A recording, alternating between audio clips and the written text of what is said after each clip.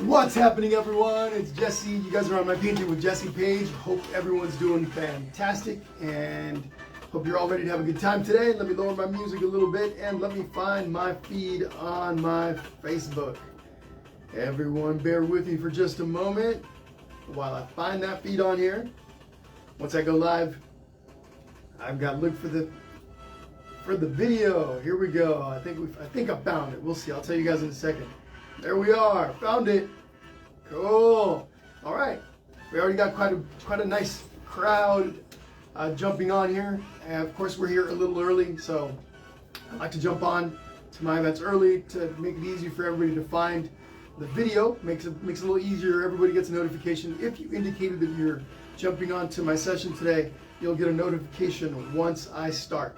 Okay, that's the way these things work. Anytime you plan on going to one of the events on my page, you click that you plan on attending, and then when the event starts, you get a notification saying, hey, the video started. All right? Part of why we jump on here early. What's happening, Larissa Cruz Cano? Saludos. And I already see some spammers on ban from page. Got to ban that guy real quick. Give me 1 second, everybody. Ban and delete. So, want to make sure that you guys are all aware. There we go. I have to lower my volume there a little bit.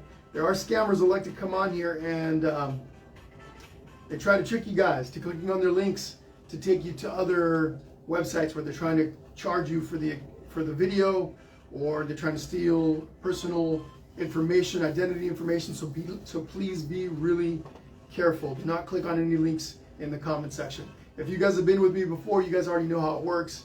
If you're new to the page, first time here, or the first time doing one of these live events, there are scammers, spammers that like to fill the comment section with links. So please do not click on those, okay? Give me 1 sec. Let me get back to it. There we go. So, looks like we've got about a little over 200 people on right now. Like I said, we're pretty early, so I'm just going to jump on here and see who's here. What's happening? Jen Eit, how's it going? Rose Dorsey, what's happening? What's happening? Michelle Zeller. Let's see. Carissa Baldassaro, what's happening, Carissa? Welcome today. Marsha Sheedy, what's happening, guys? So, for those of you that are new here, my name is Jesse. You guys are on my Painting with Jesse page, and on this page, every week we do at least one video tutorial, art tutorial. Usually, though, we do 2 and sometimes 3. Okay, we do all sorts of stuff, kids events, all ages events, and then some that are mainly for adults, simply because of the complex nature of the session. Today's is kind of a complex piece. I provided stencils for those of you that were looking for a stencil, right? You guys found those in the comment section on the discussion board, and then some of you emailed me for the stencil, and I sent that PDF file over to you. Let me lower my volume a little bit more here. My music's a little loud. We don't want it that loud, where I can barely hear myself talk. All right, there we go. So anyway, guys, like I said, we're on here pretty early. For those of you that might have missed, where's my video from yesterday? Or we did a little sloth. Give me 1 second. I moved my sloth over to the side here. So those of you that don't know, yesterday we did this really cool little sloth piece painting session. I taught you guys all how to draw it and then how to paint it. The session's still available and can be found under the live tab on the main Painting with Jesse page. Okay? Next week, next Tuesday, we're going to be doing an Among Us piece. Okay, where I teach you guys how to draw. Those of you that are Among Us fans out there, I teach you how to draw and how to paint some Among Us characters. You guys can customize those to taste. So next Tuesday, and what I'm going to be doing is I'm going to be broadcasting both to Facebook and to YouTube at the same time, or the very first time. It'll be the first live stream on YouTube. Okay, that's next Tuesday. So that's going to be our Among Us piece, and that is this guy right here. In case you guys aren't aware, that's next Tuesday. Okay, I'm going to be teaching you guys how to draw these guys, and you can customize them however you'd like. Okay, so then February, I believe it is Tuesday or Wednesday, February 6th, we'll be doing this guy right here. Okay, we'll be teaching you guys how to paint, how to draw this. Actually, there's really no drawing with pencil. Just we will be drawing with our brushes. But that is, I believe this is on Tuesday, February 6th, or Wednesday, February 6th. Okay, so those are the upcoming events. And then lastly, we got this one, quite a bit more complex. This one's way out February 24th or something like that. For those of you that are bird lovers or blue jay lovers, I teach you how to draw and how to paint this completely from scratch. Okay? If you guys are interested in any of those events, please go check out the event tab on the main Painting with Jesse page. That's the event tab at the top of the main Painting with Jesse page. You'll find all the details to those events. So go check those out. Also, I'm going to be adding quite a bit more during February or into February. I'm going to be adding a lot more events. I'll be adding some new ones here shortly, so stay tuned. If you guys haven't already, please make sure you like and follow the page. All right? What's happening, Yelena? What's happening? Let's see who else is on here. Melanie Oates Hansen from British Columbia, Canada. What is happening? Terry Larson, you got it. Yep, so we use acrylic paint. Looks like somebody asked what kind of paint we use. We'll be using acrylic paint today. I'll go over the details on that as soon as we get started. We're going to get started right at 3 o'clock my time, so that's in 8 minutes. Yes, correct. That is 8 minutes from now. At that point, I'm going to talk about the supplies. I'll talk to you about the paint that I'll be using, the colors, and my other supplies. Nothing too crazy, some brushes, some paper towels. Of course, I'm going to be, as I usually do, I like to do my pieces on canvas. So I'll be using canvas, 16 by 20 inch canvas, just like the original. But we'll talk about that right when I get started, okay? Donna and Riley says, hello from California. What's happening, Donna? What's happening, Riley? You guys are my fellow Californians. How's it going? Canadian in Florida says, Meshka Nace. How's it going, Meshka? Yeah, so definitely, Crystal. We've got a lot of really fun stuff coming in the very near future, and a lot more that I'll be adding. So make sure you guys, like I said, if you haven't yet, like the page, follow the page, because that's how you're going to get the notifications for all the new stuff. Okay? I had to lower my music all the way. It's still distracting to me. I'm not sure. My brain, like kind of when you're backing up a car, when you're going in reverse, you have to turn the volume down. That's me when I'm talking. You gotta have it really, really low, or else it just totally distracts me. But anyway, so those are the events that are coming up over the next few weeks. Also, I have about 65 or so past sessions recorded here on Facebook Live. On Facebook. If you go into the live tab on the main Painting with Jesse page here on Facebook, go to the very top, there's a live tab.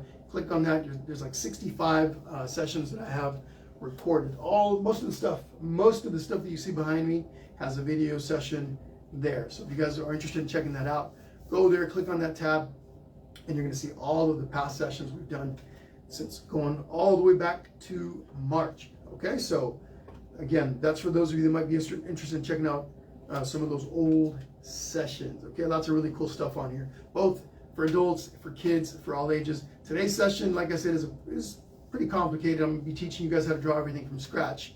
But if you're using the stencil that I provided, it'll make things easier for you. I do encourage you to challenge yourselves. It is fun to push yourselves a little bit. So if you guys are going to possibly draw from scratch, like I'm going to be teaching you, take the jump, go for it. You can always come back and try it with the stencil later, or if you're trying it with the stencil today, you can always try it freehand some other day. The session will be recorded and it will be available under that same live tab on the Painting with Jesse page. As soon as the session's done today, I hit the save button and there it goes to live, at least for a little while. Okay, so for those of you that are interested in painting with me on today's session but don't have the time today, you'll be able to do the recorded session afterwards. What's happening, Pamij? How's it going? All the way from Florida. Welcome back. Thank you for being here today. Fantastic. Yelena. Yelena says this is very laggy for me. Okay, it depends on your internet. Okay, sometimes with your internet it may buffer. So what will sometimes help is clicking out of Facebook and then coming back in and trying it again. That might fix your problems. April Mooney from Oklahoma. What's happening? All the way up to you in Oklahoma. Fantastic. Thank you for being here. Sally Morales Pedredo says, we're watching from San Jose, California. Girl Scout troop. With your Girl Scout troop. Fantastic. Welcome. And then we got Lauren Landon from Connecticut. What's happening, Lauren? Carolyn Miles Guy says, I love this one. Yeah, this one's going to be pretty fun. We've done a goat That's this guy right here. You guys, I'm not sure, some of you guys have already done Vincent van Gogh, the painting for Vincent van Gogh. This session is available. We did this one a few months ago, but the session can be found again under that live tab on the main painting with Jesse page. You can click on that, scroll back a ways, and you'll find Vincent. We've also done a really cool cow before that named Bessie. I don't have her up here behind me, but so we've done those two animals. We've done, let's see, what else have we done? For kids, we've done the sloth, we've done a llama, we've done an octopus, a few other animals. So if you guys are interested in checking those out, like I said, go over to that live tab. But we do have a lot of really fun animals. For those of you that are animal lovers, we have a bunch more animal sessions coming up this year. Next month, I hope to do a pig or a rooster. We'll see. So you guys got to stay tuned for that. All right, who else do we have on today? Line Grenier from Montreal, Quebec. What's happening, Line? Let's see. Pensacola here says Deborah, Arlene, Damron, Demenzes. How's it going? And then we got Anaya and Michaela. Hopefully I'm pronouncing those correctly. Anaya and Michaela. How's it going? Morgan and Sloan also joining us today. Awesome. A hippo, says Patricia. Renteria Martinez says, how about a hippo? We got a hippo request. So you know what? We're going to do a hippo. Maybe over the next 2 months or so. We'll see. We'll throw in a hippo somewhere. We'll fit one in. We'll see how we can do that. Yeah, the cactus right here behind me. Yep, that one's also available. Unless you're talking about, I've got one over here. You probably can't see that one. No, you cannot. I don't see it in my video. So you're talking about this one.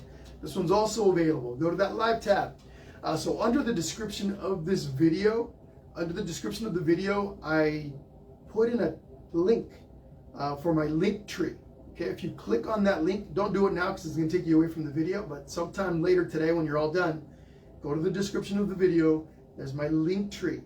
You click on that link, and it'll take you to my Linktree webpage. What you can find there is all of the social media platforms that I'm currently posting to. Instagram, of course, Facebook, YouTube, soon, coming very soon, TikTok.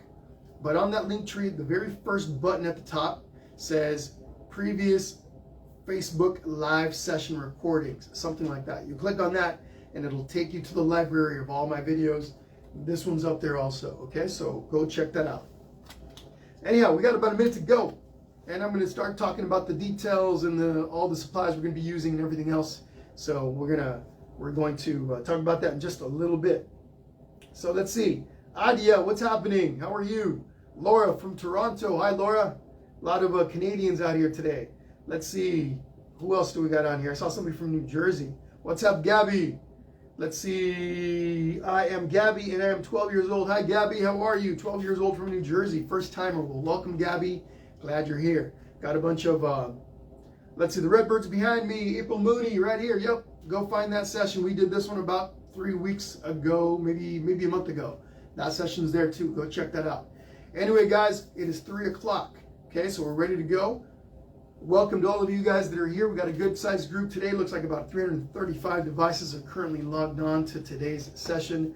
My name is Jesse. You guys are on my Painting with Jesse page, and I want to welcome all of you to today's session where we're going to be drawing and painting a pair of really cute giraffes. This is going to take us approximately 2 hours and 45 minutes. I know that sounds like a long time, but trust me, the time flies by pretty quickly. If you don't have the time to stick around all the way through, don't worry.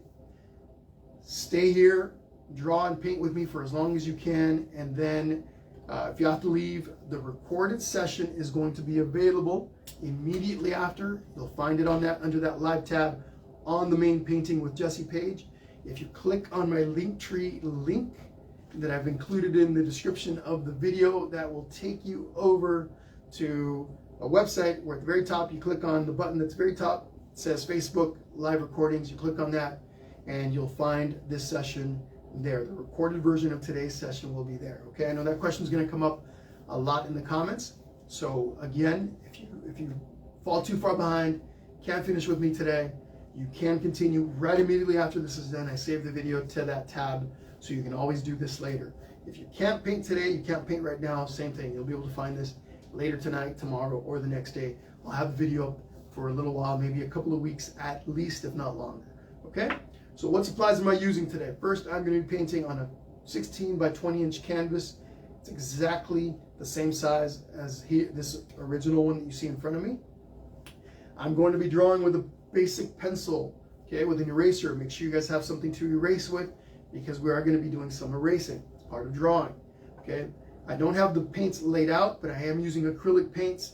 The paint colors that I'm using are green, okay, yellow, some brown, okay, I've got some white, some black, and then I'm going to be mixing a color, a really light blue gray color for my background. Now you can customize your piece however you want. If you want a different color for the background, absolutely change it up. Giraffes can be slightly different colors. There's some giraffes that are a little more orange, there's some that are more gold, more brown, there's some with lots of white.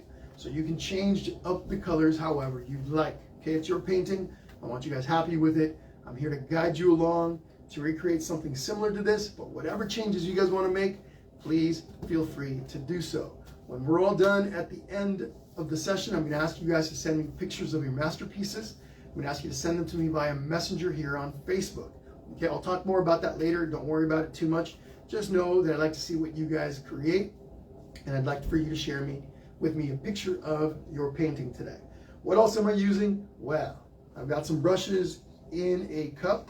I've got some water in there. If you're new to acrylic painting, you're going to want a cup or something to hold your brushes in, but you want some water in there. The water keeps your brushes from drying out in between painting steps. More on that later. Okay, I also have some paper towels. Okay, messes happen. Sometimes I spill stuff. You'll sometimes see me spill. Whoops. We got something interrupting the feed right now. Don't know what's happening. Give me a second, folks. I'm just making sure that we're still recording. For some reason, my feed on my laptop is telling me that there's a pause here. Give me a second. Everything looked good on my camera. I just don't want to continue with this with not realizing that that it stopped. Okay, I think we're good. I think we're good. So I had to come check the feed. There it is. Back up. Scared me for a moment. Every once in a while, I have a glitch on Facebook and the video gets interrupted and it gets a little scary. So I got a message on I monitor the feed through my laptop, as you guys already figured that out, but I got a message saying the video feed has been interrupted. It'll resume shortly. That's a little scary. Anyhow, paper towels. You want to have some paper towels. We use those to clean brushes also in between steps. All right, and that is pretty much it. I do have a blow dryer that I use. I don't know that I'll need it, but in between some steps, sometimes I'll use a blow dryer to dry the background or what have you, right? So I can continue painting over the top of it. We work in layers, and to layer, you have usually your first layer should be completely dry. So a blow dryer sometimes comes in handy. I don't think I'll need it today, but I do have one handy just in case. But all right, guys, who's ready to go? I hope you guys are all ready. Let me flip things around. I am going to be monitoring the session on my laptop. I'll be watching for your comments and questions and things like that.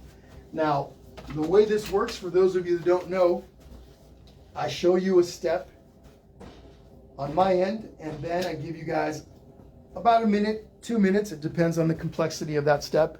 I give you guys a little time to do the step on your end. Okay, in between steps, I look over at the comment section, and I say hello, I answer questions, that kind of stuff. Okay, but when I'm drawing or painting, it's difficult for me to keep up with the comments. I'll let you know when it is that I'm looking over at the comment section so that you guys can type your question in, can type your comments, etc.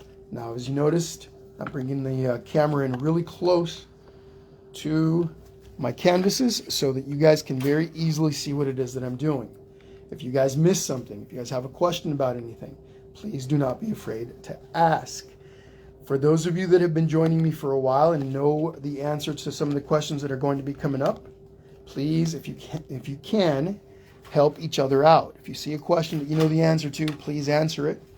I would greatly appreciate that. It helps others and it facilitates my job a little bit. Okay, but all right. So first thing that we're going to do is we're going to draw a little bit. Okay, for those of you with the stencils, you're going to be tracing yours. I'm not sure Some of you guys cut the stencil out and then trace it on. Some of you use carbon copy paper. Some of you, I saw somebody talking about shining a light. They'll paste the stencil behind their canvas and then they shine a light behind it, and they're able to see the trace through that, and then they use that to trace with. So there's different ways to get the stencil onto the canvas or paper or whatever it is that you're using. But we're going to be drawing freehand. Okay, we're going to be drawing completely freehand.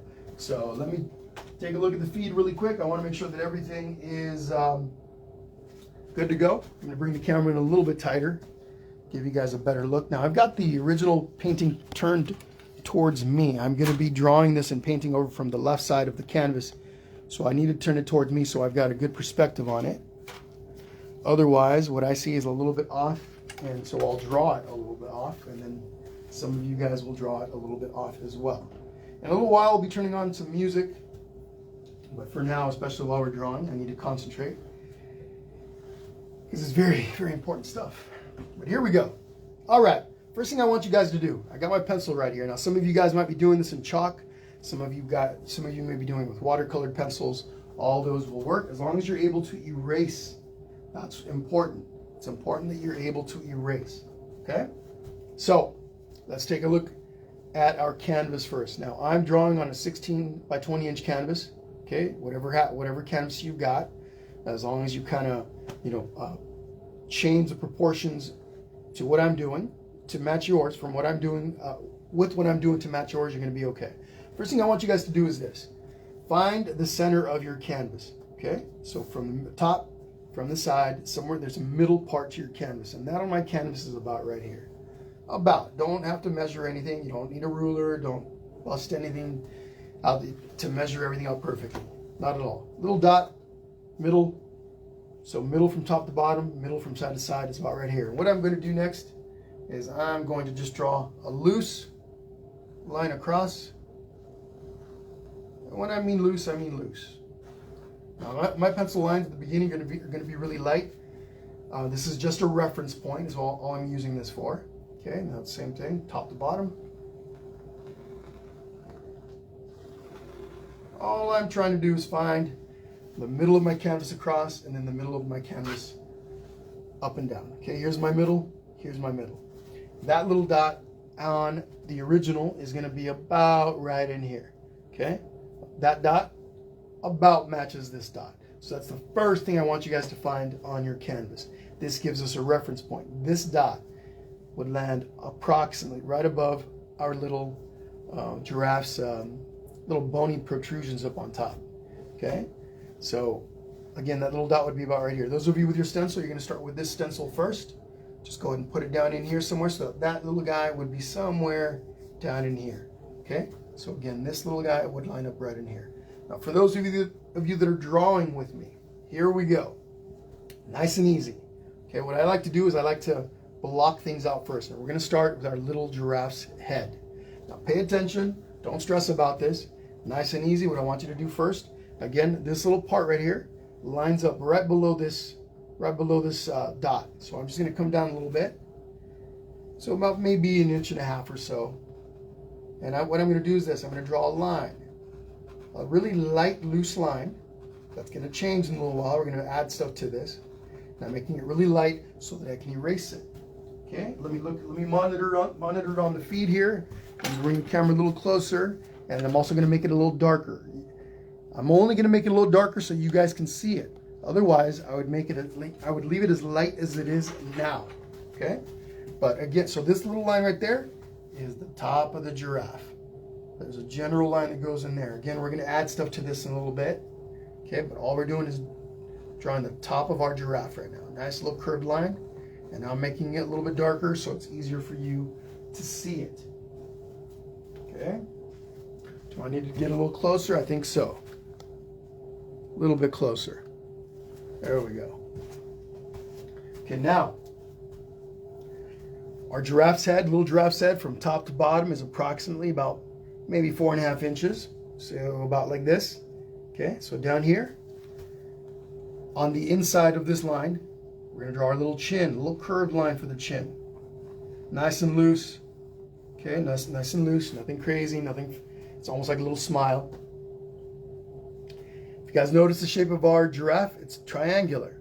It's basically an upside down triangle, right? If you kind of do this, you can draw a little triangle in there. So we're kind of drawing a triangle, an upside down triangle. What I'm going to do from here, I'm going to draw this line up, opens up. Now you notice my line's nice and loose. There's nothing heavy about this. It doesn't have to be super precise. We're going to make adjustments to this in a little bit. I just want the general shape of our little giraffe's head. Now everyone's giraffe is going to look a little different. I don't want you guys stressing out. It doesn't have to look just like mine. As long as it looks like a giraffe, you're okay. Some giraffes are going to be skinny. Some giraffes are going to be a little bit chubbier. Some giraffes are going to be short, tall, etc. Don't stress about it too much. Right now, that's what we're starting with. We're blocking out the shape of our little giraffe. And I'm just going to darken these up a little bit to help you guys out. Help you see them a little bit better. Now you guys notice I've got a bunch of lines in here. I kind of go over my lines a lot.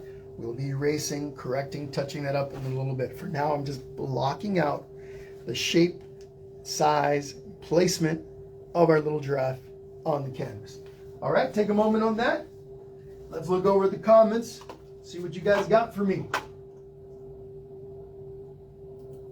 We got a little over 400 people hanging out watching right now. So, hello to all of you. Yeah, if you guys make a mistake, don't stress, guys. It's easy to fix, okay? For those of you with the traceables, the stencils, I'm not sure how much you're doing, if it's just the outline or if you guys are able to trace the whole thing onto here, depending on what you're using, carbon copy paper, etc. You can get all of the little details in there. But if you're only doing the outline, just watch when I start doing the stuff on the inside and start to add those, right? Pay attention, right? Like maybe if you only have the outline, you want to add this little part on the chin, right? If you only have the outside of everything, right now what you'd be adding is that little chin. Again, those for those of you with the stencil. But here we go. Next thing I'm going to do here is I do want to block out the little ear, because the little ear gives us our placement for our big giraffe's head, which is right outside, right? It almost touches the little giraffe's ears. Now this might be mama, this might be papa, it might be big brother, big sister, who knows? But our little guy's ear sticks out, and again our little dot for the middle is right here. Okay, if we drew a line across, our little ear would come out to over here somewhere. Again, general. So down here where it curves, I'm just going to draw a little kind of long triangle. Don't forget, nice and light. I teach you guys how to draw and I teach you guys how to paint here, so you guys learn some techniques in here, okay? Nice and light so that we can erase if we have to. You notice I'm holding my pencil nice and loose. I'm not in here super rigid. Nice and loose. Lots of lines that we're going to be erasing later. Since we did this ear, I'm going to come over to the other side. I'm going to do the other one. Again, right where the curve is, I'm just going to come up in here, draw a little line up, goes back out. And they should be about the same length, right? Similar angles, but don't stress too much. Just put a little ear in. Okay, and we'll move on. Okay, might as well add a little neck to it. A little neck down here. And this neck, the inside of the neck lines up probably right about where the dot is, so where my dot is. Somewhere near there. We have a little line that starts down here by the chin. And it's kind of nice. It's slightly curved. I'm going to go and erase the line that I made down the middle of the canvas. Just going to erase the bottom part of it so it doesn't confuse anyone. We got that neckline like that. Come over to the other side. Little giraffe's neck is pretty skinny, pretty thin, so it don't need to come out too much. All right. Going to give you guys about a minute, and then we're going to move on to the big giraffe's head. Okay? So give me a moment. I'm going to look over at the comment section. Now, let's see.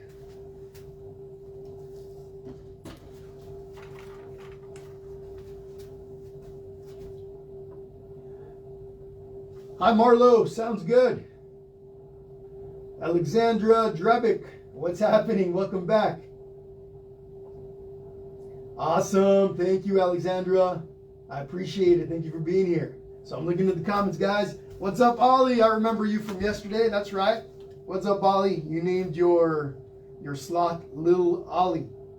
How's it going? Thank you for being here today. Karen, how's it going? Karen Cushing. Yep, weekend project. If you can't paint it right now, come on back. Have some fun. Have some fun on the weekend. And Yvette Diaz, how's it going? Hi, Julie Rangel. Haven't seen you in a minute. Welcome back. Awesome, Marcy. Marcy Moser. Yeah, this would make a really nice gift. I know I've seen quite a few of you guys in the comments under the discussion board, and then on my main Painting with Jesse page when I posted this, you were talking about giving this as a gift, maybe for like a nursery, stuff like that. This would make a really awesome addition to a nursery. So anyway, all right. So right now, this is all we're going to do for our baby giraffe. We're not going to do anything else for the moment. We'll make adjustments to it, fix it up in a little bit. Right now, the main thing we wanted to do is get the position, placement in the right place on our canvas or drawing paper or whatever it is that you're using. The next thing we're going to do is we're going to do the same thing for the big one. So let's look at a couple things on the big one. This is also a general triangular shaped head. If I was to draw a line across the ears, then back down to the tip of the chin, you've got a basic triangle. And then we kind of obviously change things up. But just to give you a reference, that's how I do it sometimes. I'll look at shapes. I'll go, okay, what's the general shape of what I'm drawing? So we got a big triangle in there. But the mouth, right about the edges of the mouth, line up right with little baby's ears. So that's where we're going to start, right in here. We're just going to draw a line, a curved line, almost like an upside down, not upside down, but a sideways angled U, the letter U. Again, keep your pencil marks or chalk marks, charcoal, whatever you're using, nice and light so that you can erase if you have to. Okay, and then also watch your angle, right? The head is at an angle. Okay, we don't want to make it too angled. Not that it's going to make too much of a difference. Your angle could be a little more, it could be a little less. It just depends on what you're looking for, but kind of watch your angle a bit. Okay, so don't worry about that too much. We'll be able to make adjustments as we go. Next thing we're going to do is we're going to draw the top of the head. How long is this head? Well, this head is approximately about 7 inches, about, on my 16 by 20 inch canvas. And so I can kind of do my angle like this, right over here somewhere. My center dot is right here. If I was to draw a line straight up like this, the top of the head is somewhere on the inside like this, okay, right up in here. So I'm just going to draw a little line that goes across. And what this also helps me do is it provides a reference. I'm going to make a little adjustment to this. We know that the top of the head is right in here. Just going to adjust this a little tiny bit. Just made it slightly less angled. I brought it over a little tiny bit. Now, what did I say the shape of the giraffe's head is? It's a general triangle. So I'm going to draw this out a little bit like this. I'm going to curve it over like this on this side. Triangle with curved corners instead of pointy corners. Can you have a curved corner? I thought corners are usually pointy, but I don't know. So right in here, we're going to draw a line that comes back, kind of connect it down here, curve it out a little bit. There is a little bit of a curve, goes out. So it comes up, curves out a bit, like where the cheeks are. And then it goes back up and over. See this? Easy to erase lines you don't need when you're drawing lightly. Okay, when you're using light pencil marks. So this in here is right about up there. Right under the ear is about where this is. Gonna come out a little bit, come back down. Okay, and then into the cheek a bit, curve it down into that mouth. And then you want to have it kind of symmetrical, so whatever you do to one side, I can see this is a lot more prominent, so I'm just going to fix this side to match this side a little bit. It's all about making corrections when we're drawing and stuff, so just matching those two sides up. Okay, this comes in, turns in like that, and then connects down to that cheek. Okay, take a moment on that.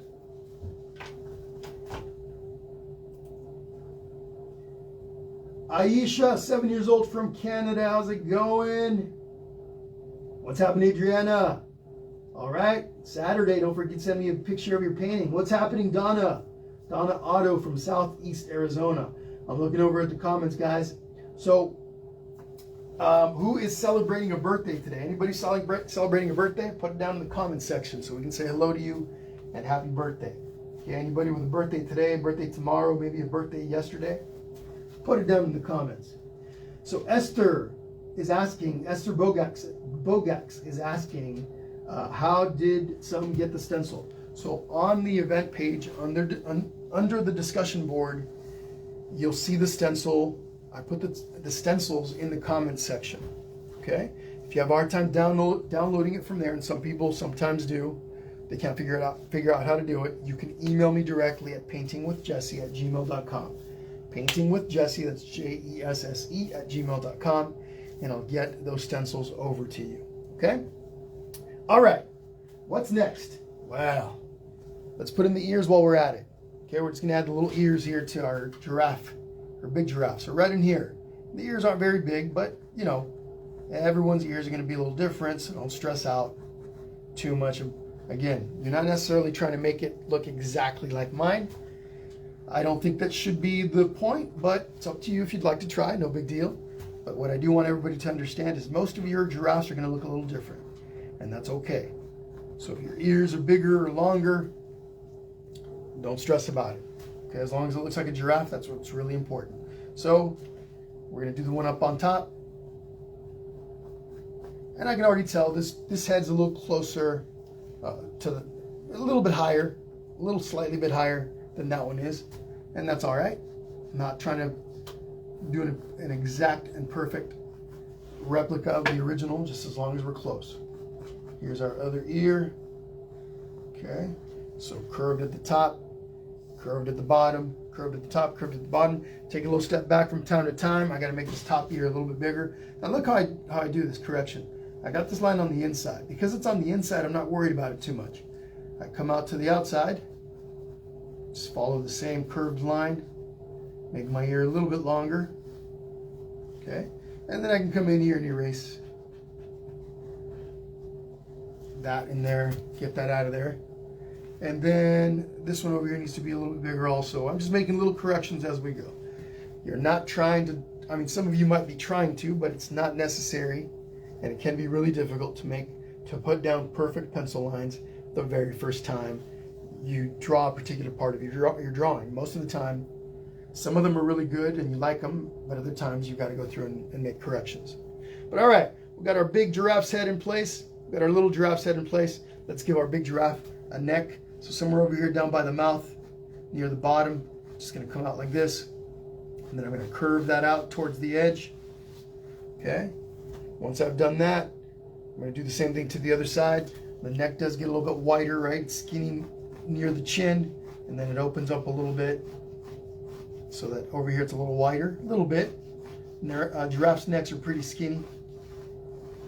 So something like that. Okay?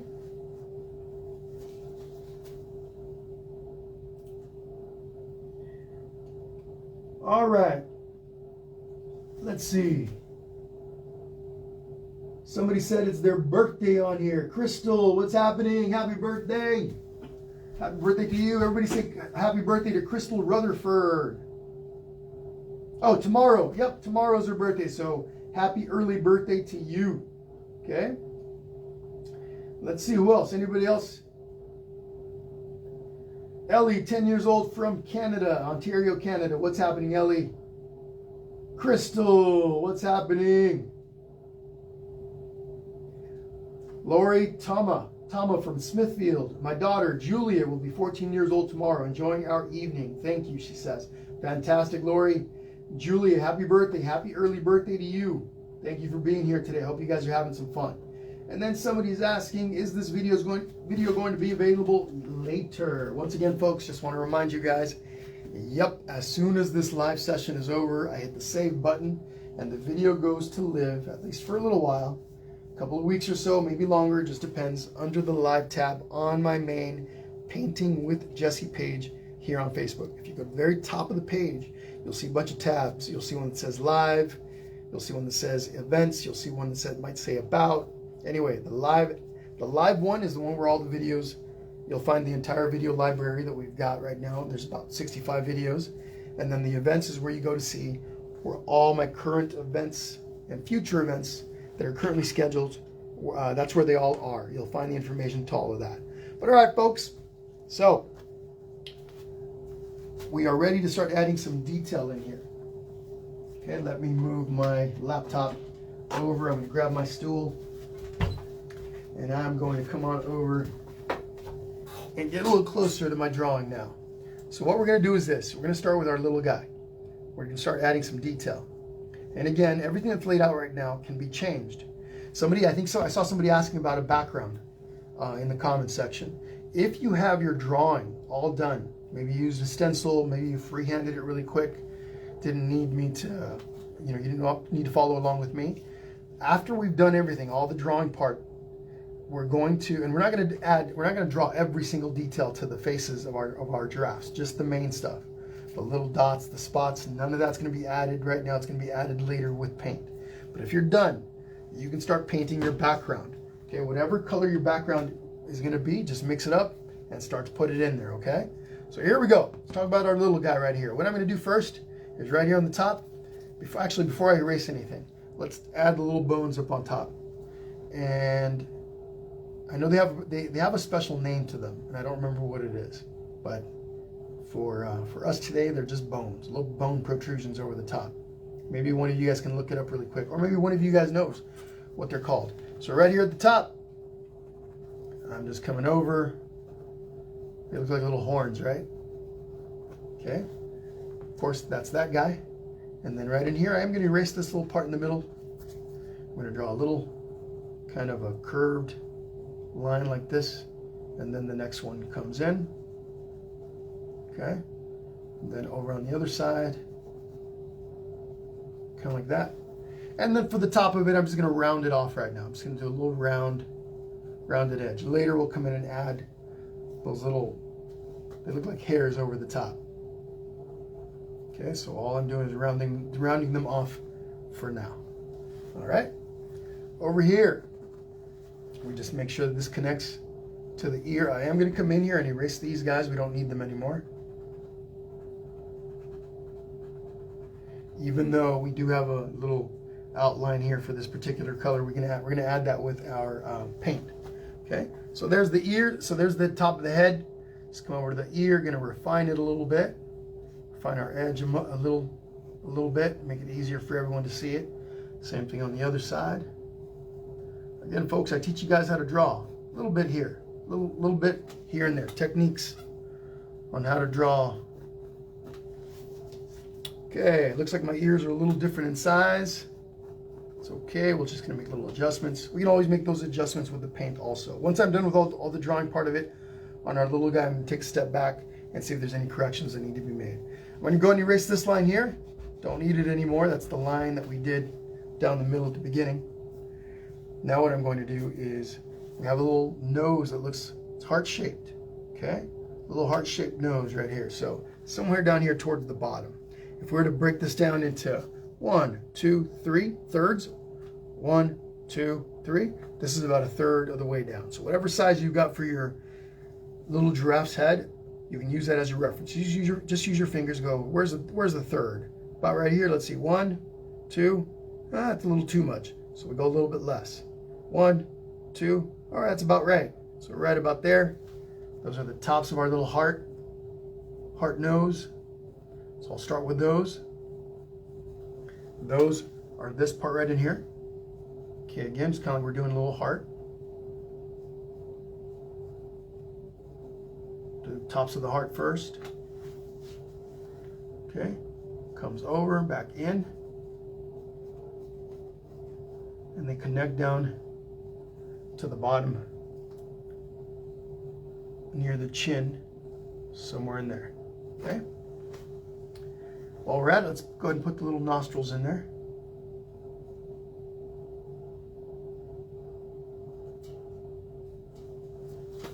Okay. Now we're going to make a little correction to the sides of the head where the eyes are. What I'm going to do right now is I'm just going to clean this line up a little bit, but right in here, I'm going to come out a little bit like that, come back down, go back in. It's really subtle, but it makes a difference. And then I'm going to connect that to the chin. A lot of drawing steps, I know, but don't worry, we're getting there. Nothing too crazy. We're not going to be doing a lot of detail on the inside. Okay, so that is the outside of that. And then on the other side, we can do something kind of similar. So we come down a little bit, come back in, connect that, and we got the outline for our face. Because we draw everything nice and lightly, it's easy to erase. And even if you can't erase it, if you got smudge marks, we're going to be able to go in there and paint over the top of them. So I'm going to clean this line up here. I'm going to get rid of that. This line right here. Okay. So take about a minute on that. Kathy Secco, yes, you can do the background before sketching. I'm looking over the comments section. Kathy Secco asked, can you do the background before sketching? You absolutely can. Now that's an option that I considered, painting in the background and then coming in and sketching it. But for today's painting, it won't make that much of a difference. Sometimes it is easier to paint in the background than do the sketch over it, especially with a light background like this one. You can draw right over the top of it, okay? But either way will work for this particular painting. Hi, Sophia, 7-year-old from New York. Welcome. Kay Molina says, it's my birthday, by the way. Hi, Kay. Happy birthday to you. Somebody says, I am radiant because I want to color. Rena, patience, patience, patience. Takes a while. Ossicones, that's right.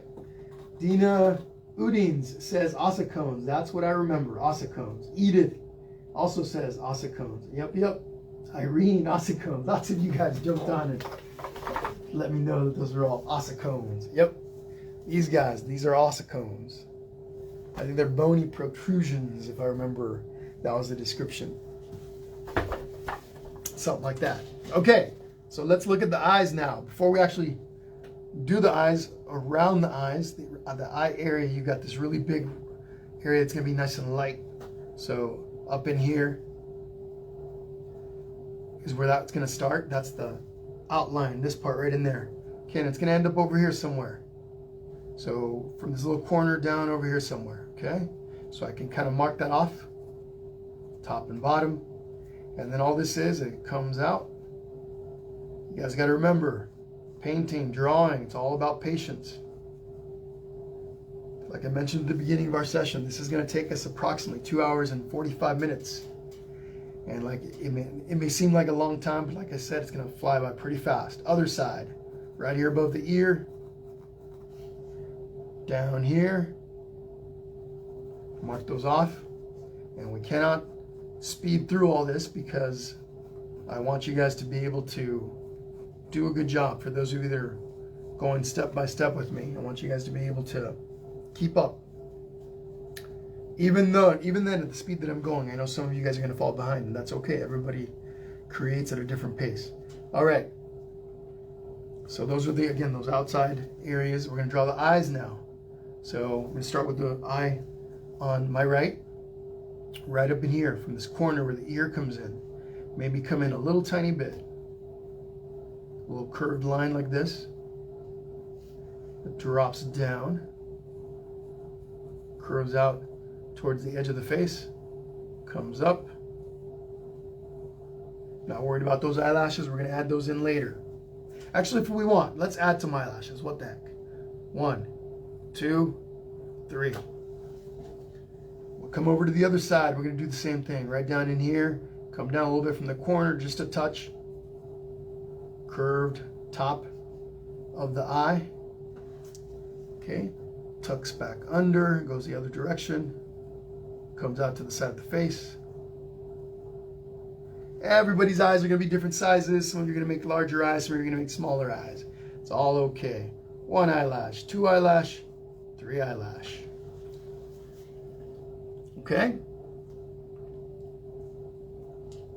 Very last thing we're going to do to our little giraffe is the little parts, the dark parts on the inside of the ear.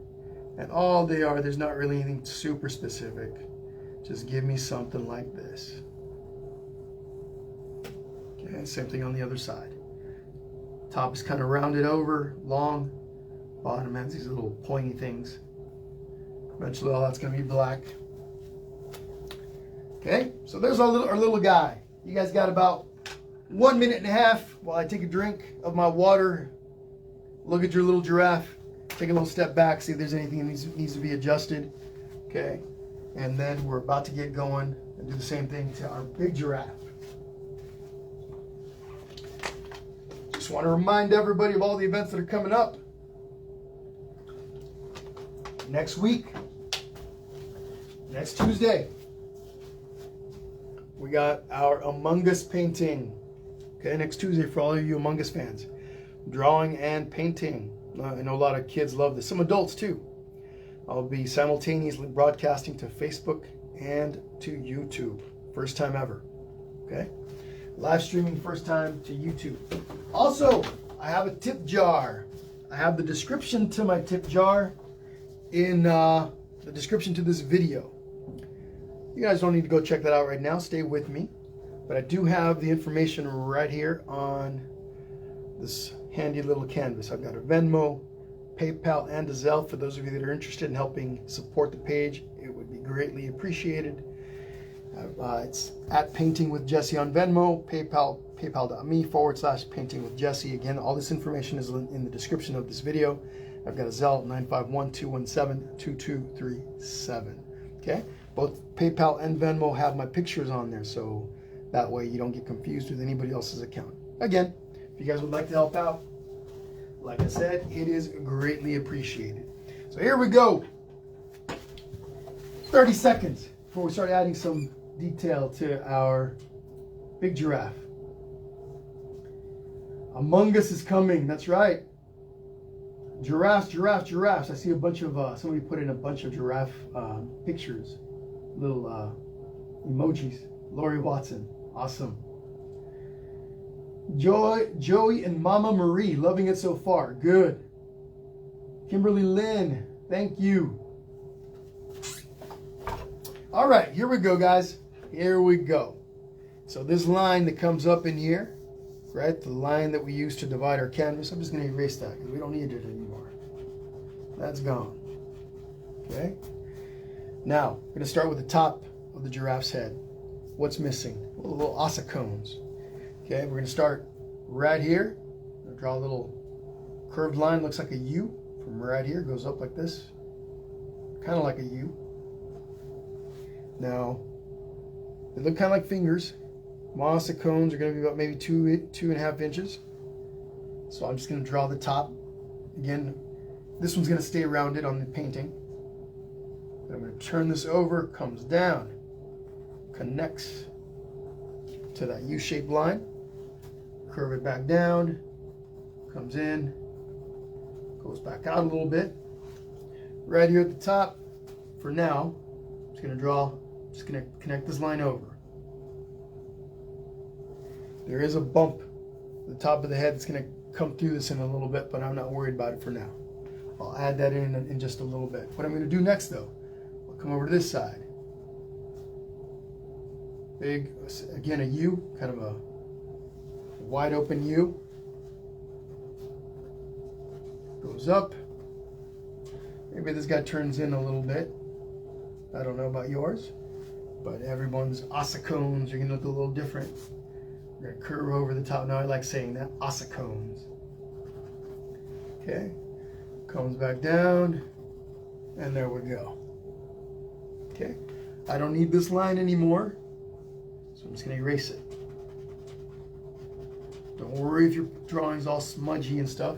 It's okay. We're going to be painting over all of this anyway. Now what I'm going to do is I'm going to erase down here between my ossicones. And I'm going to draw a little, almost like a little mountain. Kind of like this. Pops up between the two, and then this line comes down a little like that. That's an upside down U. Okay. 30 seconds and we move on. 30 seconds.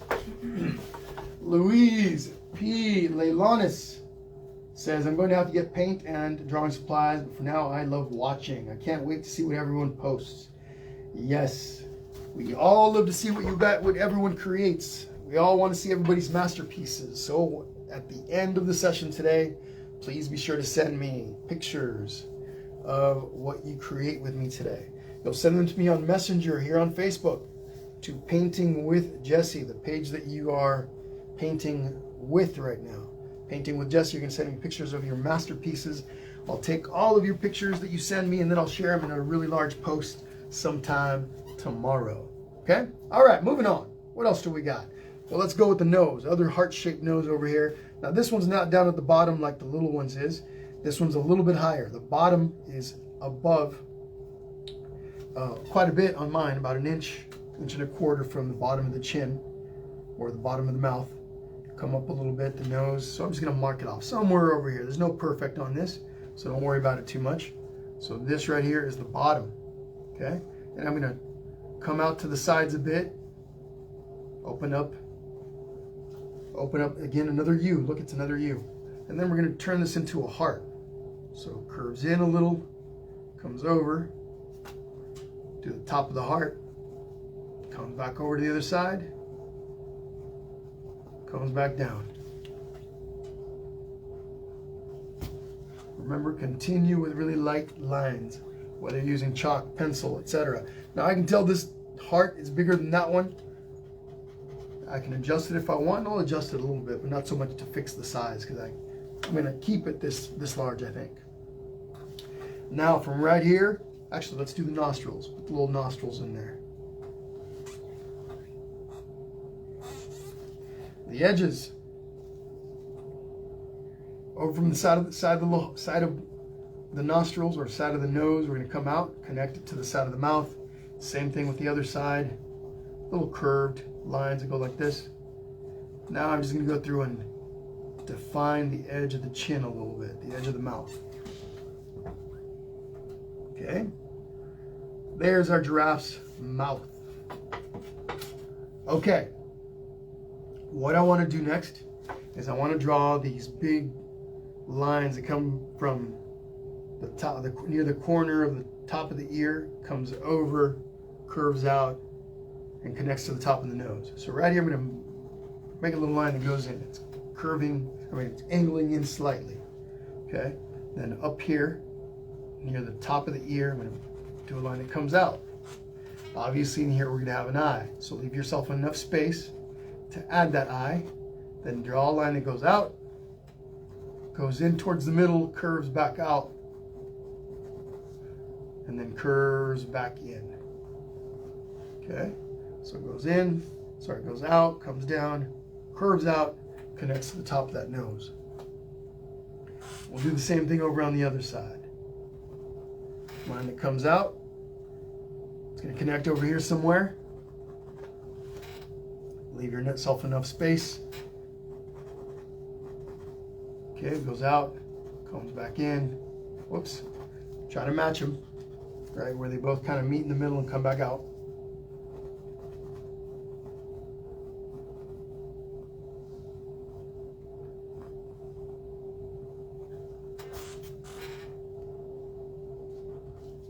All right, we're almost done with our drawing part. We're going to start painting. So for those of you that are ready to paint, hold off a little longer. We're almost there. 30 seconds, folks, and then we're moving on.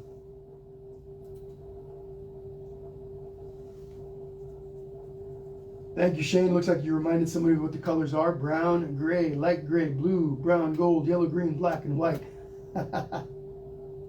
Oh, you're answering Jordan. So the colors, here are the basic colors that I'm going to be using, just for those of you that didn't catch that at the beginning. So a combination of these colors is what I'm going to use.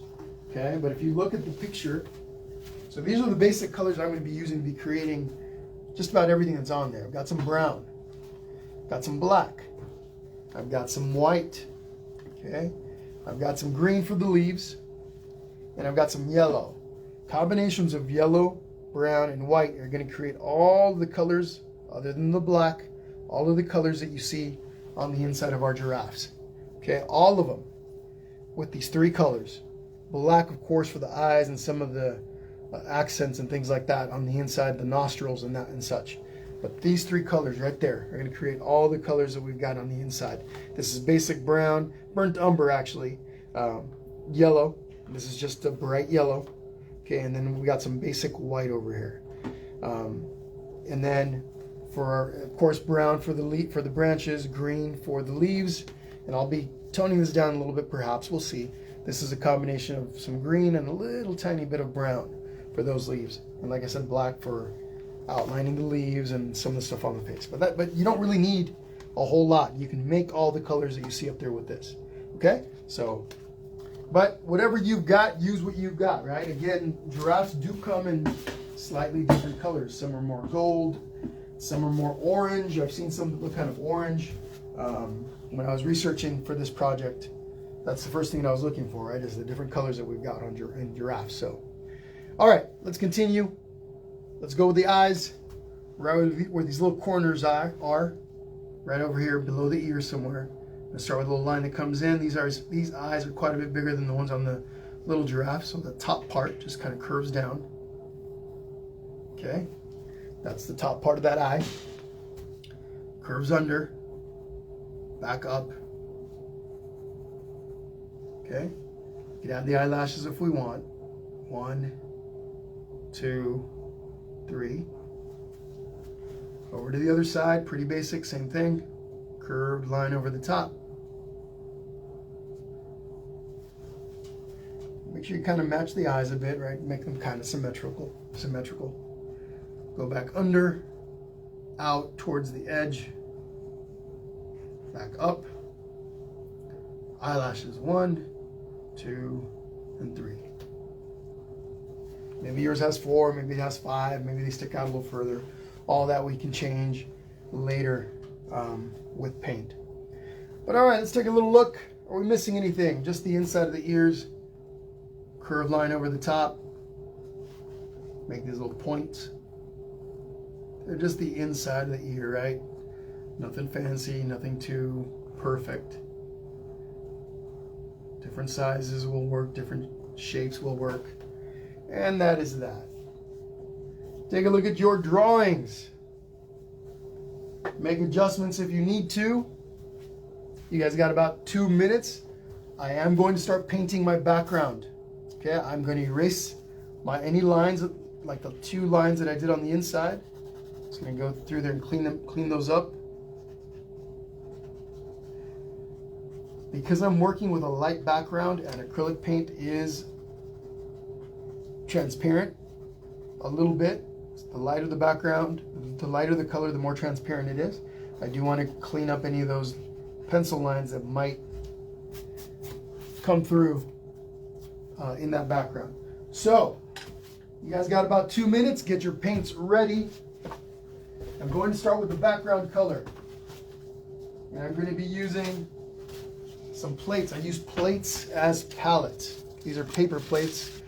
These are basic paper plates. They're not coated with anything, and I don't recommend this type because eventually they get watered down a little bit. Sometimes the fibers come off and they end up in the paint, and sometimes I'll paint on the canvas. I just found this out not too long ago. You end up with fibers on your canvas. But if you do use paper plates, you want to get the ones that are coated so that the paint does not soak in. So I'm starting with some white and a little bit of black. I'll show you what it looks like in a moment. We want to mix enough paint to be able to cover everything in the background all at once. One of the things you don't want to do is you don't want to run out of paint part way through and then have to remix, make another batch. That can be a pain to try to match colors. So again, you want to mix enough paint where you can cover your entire background. It's better to have too much of a mixture than not enough. If you're mixing colors like we're about to do, unless you've got a solid color that you're using, you got a whole bottle of it, you want to mix enough to cover everything. Otherwise, partway through, you run out, and then you're going to have to mix some more. And color match, like I said, the color match might be a little tricky. All right, I'll show you my colors in just a moment. What I'm going to use for the background. Black and white is primarily my color. I'm going to tone it down with a little bit of blue. Okay, let me grab my brushes. Let me show you guys my brushes that I'm going to be working with today first.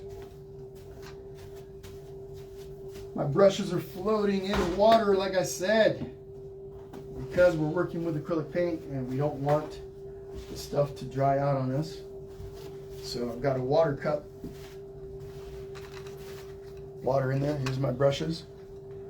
But let me show you guys what I'm working with. Now, this brush is not going to get much use, but I've got a big 2-inch brush that I'm going to be using for that background. Okay, 2-inch. All my brushes are synthetic bristle brushes. Okay, got some white on my hand there. Okay, synthetic bristle brush, 2 inches. We got a 3/4 inch flat brush. Okay, this is a 3/4 inch flat brush. Okay, we'll be using that. We got a 1/2 inch flat brush. Okay, so again, all my brushes are synthetic bristle brushes. I've got a number 6. This is what you call it, the number 6 flat brush. The smaller the brush, it's for those small little areas. You do detail work, etc., etc. We got a number 2 flat brush, little 1/4 inch brush, okay, a little skinny thing. And then lastly, I got a little number 0, okay, number 0 round brush. This is the brush that I'm going to be doing outlining with, or when we do the outlines around the stuff. Okay, but all right, here we go. We're going to start speeding things up a little bit. So I got my colors here. The light blue here, I'm just going to use a very little tiny bit of that. I could use green, I could use whatever color I want to tone the background a little bit. But here's my plate. I'm going to grab a little bit of black. Don't need a lot. Okay, and I start to mix it in with my white. I'm using my 3/4 inch brush to mix this all together. Again, everybody's going to be using a different background color. Okay, but I mix that in a little bit. I'm going to grab a little bit of blue.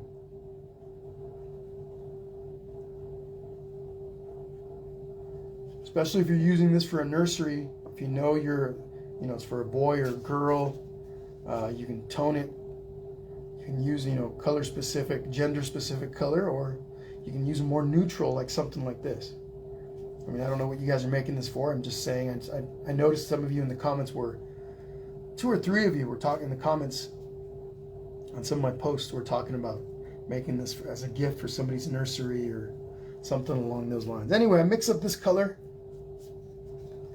Okay, once I've got the color that I want, and that's pretty close, maybe I can tone it a little bit more blue, a little bit red, a little bit pink, again, whatever color you decide you're going to use. Maybe yours is yellow, maybe yours is pink, maybe yours is green, who knows. But what I like to do first, I'm going to use this brush for a little bit. Okay, I got a whole bunch of paint on here. I'm just going to take all this extra paint. Now I'm going to do this in different directions. For this background, I'm just using little short brush strokes and I'm going in different directions like this. When I get really close to the giraffes' heads, I'm going to switch brushes. I'm going to switch over to a smaller brush so I can outline everything. Okay, but for the most part, this big brush allows me to work my way in. Now I can tell I didn't blend my colors really, really well because I could see some black coming through and some areas are a little bit lighter than others. That's okay, we can fix that. Not too concerned over that. Make sure when you're mixing your color, just mix really well. Sometimes some of the color, the deeper color, will stay on the brush and it'll surface as we're starting to apply this to the canvas. Again, nothing crazy, nothing too big. So, gonna work my way around, get close to my edges of my giraffes, but I don't necessarily have to touch it. Maybe here on these long parts, I can scoot right up close to my giraffe and carefully go around it so I don't go over on, I can go right over my pencil line, even cover it up a little bit. But with everything else, like the eyelashes, and I can cover the eyelashes a little bit, because it's transparent, I can still see them a little. I only need to see them a little bit to come back and go over them later. But out here, I can also use a bigger brush. The big brush, this big 2-inch brush, maybe I'm not going to use it. It doesn't look like I'm going to end up using it today. but I could to speed things up. But I like the pattern that I'm using, the size of the brush strokes, the size of this brush's footprint. You see I accidentally put some paint right here on the face as I'm moving my brush vigorously like this. A little splash of, a little gob of the paint went over onto the face. I just grab a paper towel, wipe that right off. A little bit, my towel's kind of damp, so I can take that off nice and easily. Let me turn the music on here in just a bit. It's got to be non-copyright music though, so it's music you probably never heard, and a lot of music I've never heard.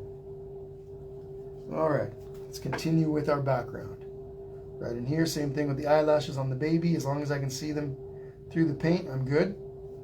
We're going to cover those in black paint later. But again, out here, I'm going in different directions.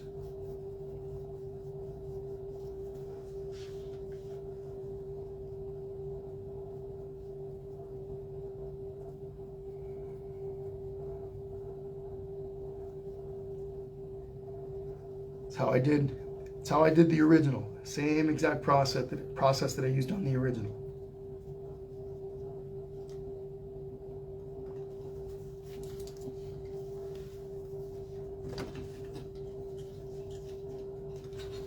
Whoop. Almost knocked my paper towel roll onto my water cup. That would have been a nice little accident. Would have had water, dirty paint water all over my desk and the floor. I have the floor in my studio covered to protect against that, but it's still no fun. But like I said, accidents happen. And for me, when I'm painting, they happen pretty often. It's all part of it. All right, back over here. As soon as I'm done with this step, I will give you guys a little time to implement it. But for now, you guys should be sitting there. Look, I'm holding my brush. A lot of times, especially for those of you that are newer, if you guys pay attention, you're going to learn as much from listening to me as you do from watching the way I hold my brush, okay, the way I hold my pencil. This is kind of a loose process that I'm using right now. Acrylic paint, as already mentioned, can be pretty transparent in nature, and the lighter the color, the more transparent it is. Sometimes we need to do more than one layer, especially for things like the background. Different brands have different consistencies, different pigment intensity. So even if you've got the same color as me, but you've got a different brand, yours may be more intense, yours may be more concentrated, etc. So all of them, they're going to vary a little bit.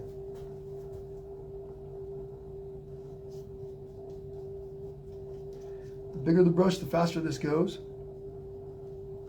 If you're working with a really small brush, hopefully that's not all you have. But if you're working with a really small brush and you've got a big canvas, this might take you a while. Had some gobs of dried paint on my canvas that I kept trying to remove them with my brush, but it wouldn't come off my brush when I scoop it onto the plate. So when I would come back and paint, those gobs would come right back. So I can use a paper towel. If you have any dried paint, you can scoop them up with your brush and then use your paper towel to wipe those off of the brush.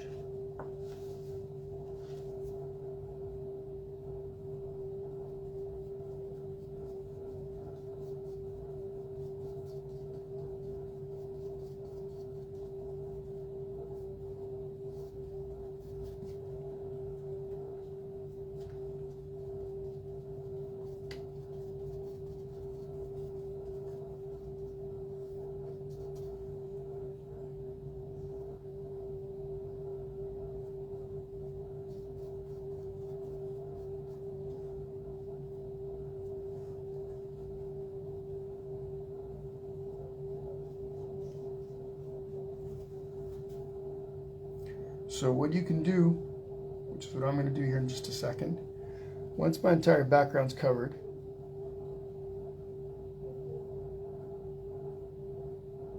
actually two things. I'm going to then paint my edges. So I'll take my paint and I'll do this. I'm going to go all the way around my canvas, right and left. I'm not going to do the bottom edge though, because I'm on an easel. If I do that bottom edge now, I'll glue the canvas onto the easel, and it can be difficult to remove the canvas afterwards. So I'm doing my left and my right. I'll leave the bottom section for very last. So want to make sure you leave some paint left over. Don't throw it away if you have any left over after this, because you're going to need that for the bottom. Okay, down here. Just touching up close to the bottom edge here.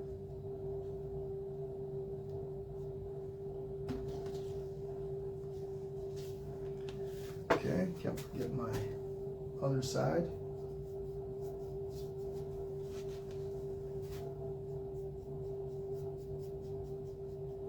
Right here I'm covering up the entire side on the left-hand side, but some of you may decide you want to wrap your giraffe's head when we paint the giraffe's neck around the edge. Up to you. I'm not going to do that today. I'm just going to paint my side all the way down.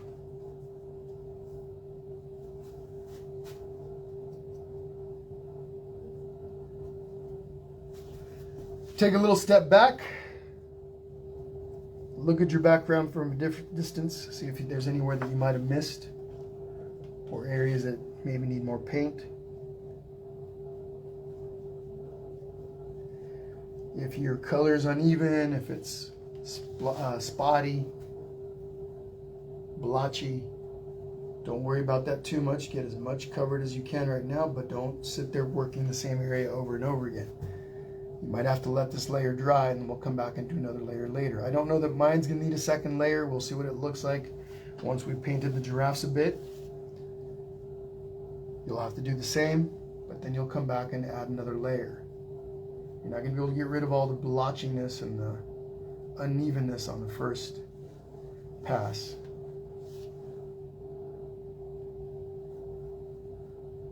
All right, it's good for now. So the other thing that I was gonna do is this. That I'm going to do is I'll take one of my smaller brushes. So I'm taking my little 1/2-inch brush here. I'm just gonna scoop up some of the paint, and I'll just come in and make sure that I get in real tight to my little giraffe and the big giraffes. Any area around their bodies that I might have missed. Okay, something like that. Up here also.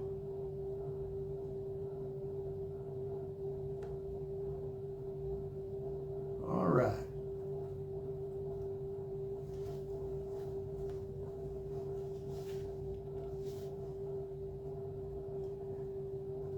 Okay. Take about a minute on that. Let's look at your comments.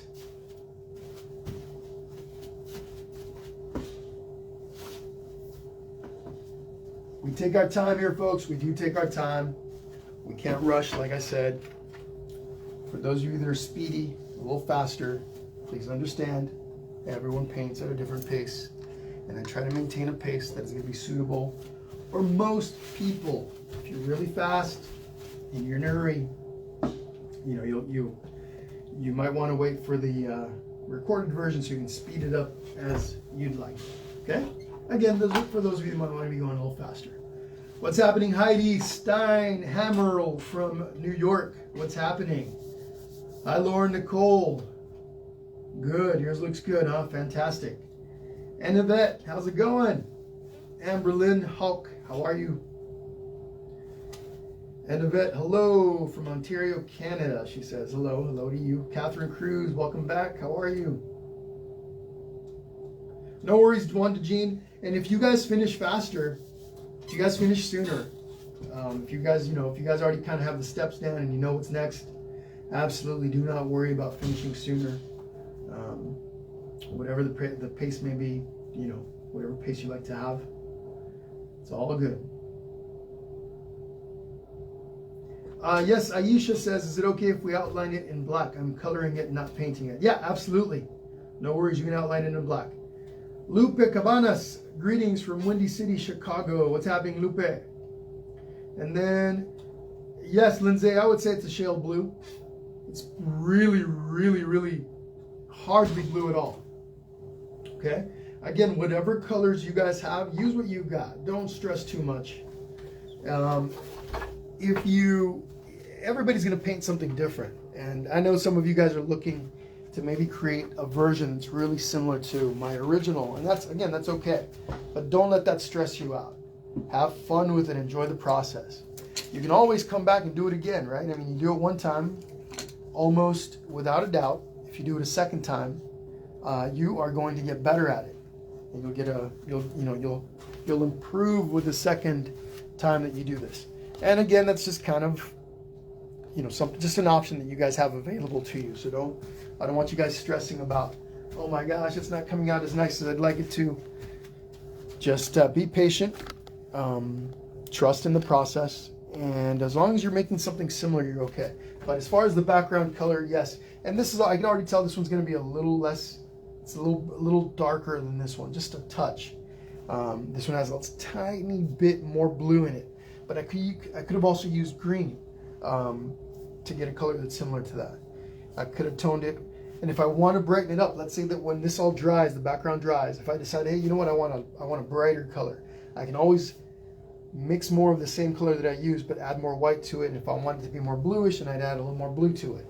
The first layer of paint is usually, rarely, especially on the background, the last layer of paint. Usually you have to do at least 2 layers, and if you want to change the color up on that second layer, you can. But all right, here we go. Let's talk about the inside of our little giraffes. Okay, I just want to point out some stuff. And again, exactly what I said a moment ago applies to the inside. Your colors don't have to match this exactly. Giraffes come in different colors. Okay? I've seen some giraffes that were primarily, they looked really, really light, almost a really light gold or light yellow. Most of their face, except for a few little spots, had coloring in them. Kind of rare, but I did see some pictures like that. Also, some faces are all brownish, brown gold. Even right here where I have the white markings, they were all mostly gold or brown. Okay, some had more black on the inside. So it really, really varies, and everyone's giraffes are going to look a little different. So I want to make sure I emphasize that. What I'm going to do is I'm going to take my 3/4 inch brush, has some of that light color that I was using for the background. So I'm just going to remove most of it. I don't have to remove all of it because this color is really light and it isn't going to make too much of a difference. What I'm going to do now is I'm going to mix some yellow, a little tiny bit of white and yellow, and a little bit of brown. I'll show you what that looks like in just a second. Some yellow, some brown, and some white. Okay.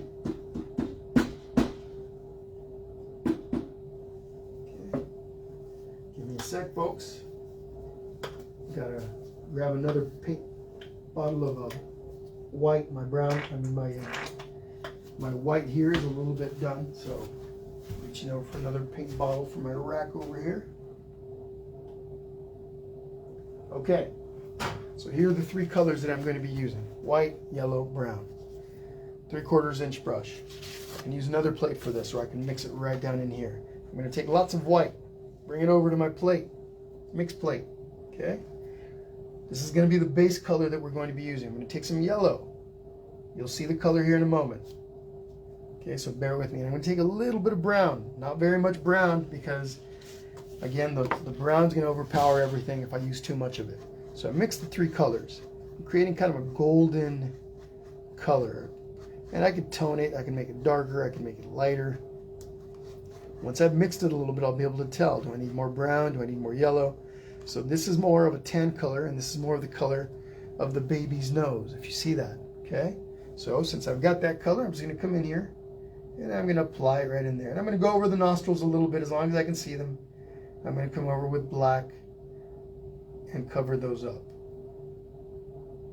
So this is kind of a creamy brown color. And I know through the video, through your screens, the color might look a little different than what I'm describing it, because everybody's screens might produce a slightly different color, right? Your video processor and your laptop, your phone, your computer, etc., your screen, all of that can vary and create a slightly different color than what I'm actually seeing in front of me.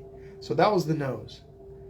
Now, if you want to use any of this color anywhere else, you go ahead and apply it. I don't have anything else similar to this, except for maybe on the top of the ears, or on the top of the, gosh dang, I forgot the name. It'll come to me in a while. But the little bony parts on top. Ossicones, there we go. So maybe right in there, okay? I'm using my finger. I went over my line a bit. I'm just using my finger to kind of clean that up a little. And we'll see, we might change that later. But now what I'm going to do is this. Take a little more brown. Grab a bit more brown. Mix it in. I'm also going to take a little bit more yellow. Mix that in. It's kind of a loose way to paint. We're just kind of going along and seeing what we create. It's a little too gold, but I'm going to take a little bit more brown to tone that down. Now what I'm going to do is I'm just going to go and add this. Too much brown, too much. I'm going to add this as a base on both giraffes.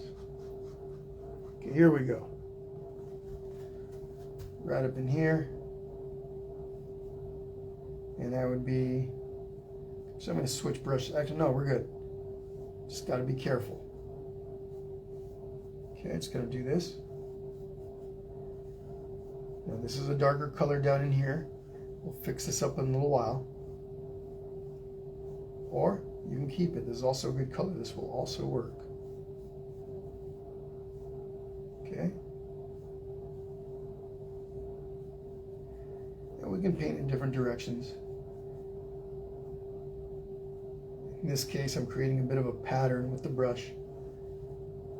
You almost have like these little checkers in there, little checker marks right on the inside. They're hard to see, but okay. And again, I can tell this color is darker than that. And if I wanted to, I could stick with that color, or I can lighten it up, and I will lighten it up in a little bit. But I'm going to take this color and we come over. Now we're going to do the inside of the mouth, or the upper part of the mouth. Now again, I should be using a smaller brush to be a little more careful around my edges. I'm living on the edge right now. Then I'm not going to do this right now, but I will take a smaller brush and I'm going to use the same color over the nose. But I am going to bring this up here and in here.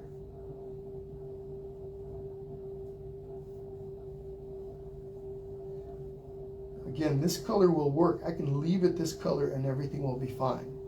But if you want the shading, kind of like what I've got, you'll do what I do here in a little bit.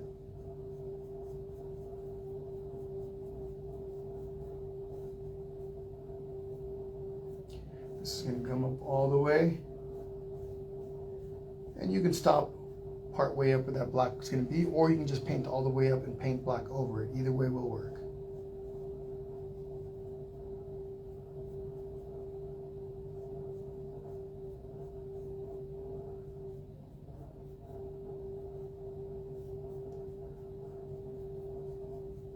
Here on the top, I do want to, once I've got it all covered, I'll take my brush and brush downwards, kind of curved a little bit. I'm creating the shape or the direction of the fur on my big giraffe, and then it's going to come down and smooth in through there. Okay, switching brushes.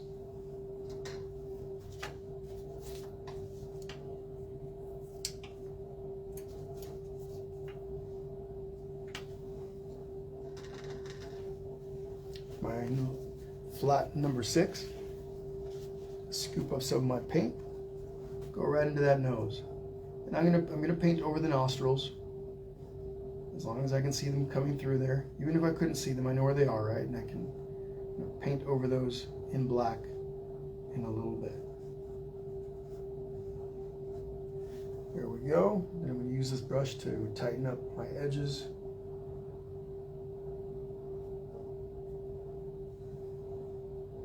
Again, folks, if any of you see any of the questions from others come up in the comment section and you know the answer to them, if you could help out and answer those questions for them, that would be great. Things like colors, things like, most common one is, hey, is this video going to be available afterwards?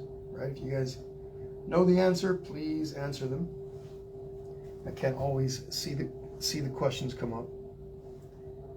Now right here, let's clean up our edges in here too. Around the nose.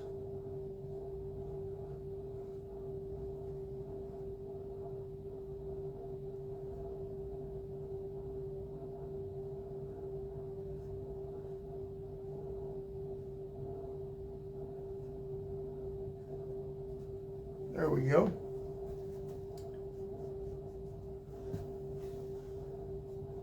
Okay, work on that for just a bit. Okay, you guys got about a minute or two to get all that color in there.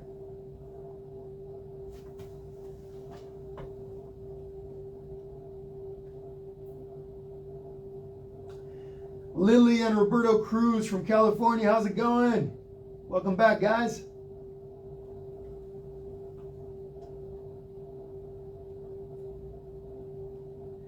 We're using brown and yellow. No, so Judy Herring, great question. When you start painting, she says, do you wet down your canvas? I do not. So listen, folks, anytime you guys have a question, please put it in the comments. I don't always see it. I do my best to catch the questions, but you know, there's quite a few of you on here and a lot of stuff goes past when I'm not looking at the screen. But absolutely, there's no wrong question. Ask a question as long as it's a genuine question that you have about the process. Please put it on here. I know a lot of you guys are newer to painting. Some of you guys, it's your first time or your second time, or you painted a long time ago, don't remember the process. There's different ways of doing this stuff, right? Some of you are using acrylic paints, or most of you are probably using acrylic paints. Some of you might be using chalk or watercolors or what have you. But ask your question and I'll do my best to answer you. Now, somebody asked, do you water down your canvas before you start? I do not. That's more of a watercolor process. What some people like to do when they're painting with acrylic paint is you'll apply a wet layer of paint, like let's say right now to the face. While it's still wet, some people use that wetness in the paint to blend in another layer over it. So let's say, for example, if I wanted to, I could come in with a different color like brown, and I could then start applying it to anywhere that I want. Like let's say up in here, the little part up on top. It'll help if it's still wet for me to blend that in. Okay, I'm not going to do it just yet because we're not there at that step and I don't want to mix up the steps too much. But yes, that would be one way. You do wet paint over wet paint to help the blending process. That's one way to blend. There are other ways to blend as well, but that's usually where I would paint on a wet acrylic surface, is when I'm trying to blend the next color over the first color. Usually though, what I do is I'll allow an area to dry before I paint over it again. Usually, not always. But no, when you wet down your canvas or your surface, that's a watercolor process. You wet down the area that you're about to start applying your wet paint. Now, I haven't done too much watercolor, so I also don't want to pretend that I know exactly what I'm talking about, but that's what I've seen with that medium. Now, you might also do that sometimes with charcoal, depending on what it is that you're trying, the effect you're trying to get. And yes, even in acrylic paint, you could spray your canvas if you're trying to create like a drizzle effect or water dripping effect. Let's say you've got water running down, you really water down your paint and apply it and create different effects. But for the most part, with acrylic paint, you don't water down your canvas first, okay? But all right, next thing that I'm going to do, as this is drying a little bit, I'm going to take some black, a smaller brush, my little 1/2-inch brush. I use a smaller one also. I'm going to start adding some of the black accents, the black details to our. I'm not going to mess with the eyelashes right now. Those will come in later. Now, use a smaller brush. If you want to be more careful, use a smaller brush to do this step. Okay, you don't want to accidentally. I'm going to switch over into my little number 2 flat. It's going to scoop up some black paint.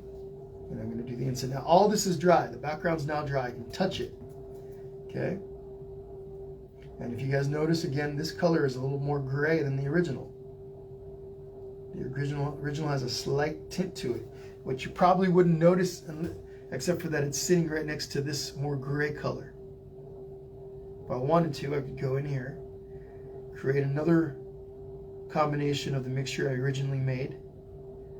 The white, the black, and the blue. Add more blue to it, more white to it, and create a color that's more similar to this, and then paint right over the top of this one. Okay, so there's my eyes. Again, we're not worried about those eyelashes right now. Now I'm going to switch to an even smaller brush. My little round one, round number 0. Dip it right into the paint. Okay, I'm going to use this to come in here and paint all the little everything that's black, except for any outlining that might be black. I don't have, on the leaves I do. But those, we're not worried about those right now. Okay, over to the other side. Anything that's the same color, I try to do it all at one time. As I'm doing this, these colors are drying. These layers of paint are drying. So again, folks, I want to remind everyone there are different processes. There are different steps that can get you the same results. Okay, with when you're blending and stuff. There's a couple of different ways to do blending, not just one. Some people like to blend with wet paint. I'll show you both. Maybe I'll show you both on this painting.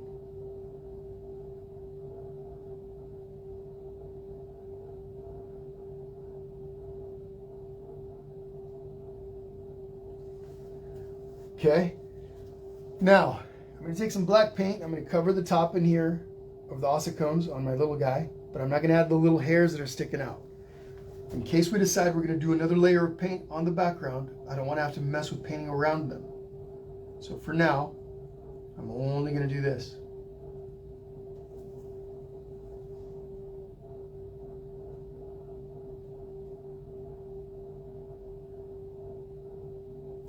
Okay. And I'm going to come over here and do the same thing over here.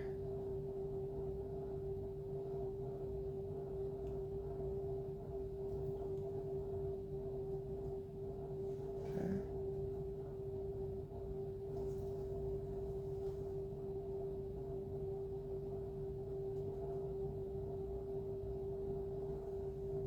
All right. Okay, nostrils. If you start to fall behind, don't worry again. Just want to remind you, don't worry. Don't stress out about it. Try to keep up, right? Do your best. But if you find that, oh my gosh, this is too fast of a pace, keep up for as long as you can.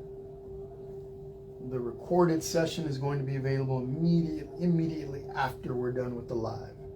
You'll be able to go to the live tab, click on that, and it'll take you to this video and all the other ones that we have saved here on Facebook. Okay? But all right, take about a minute or two on that.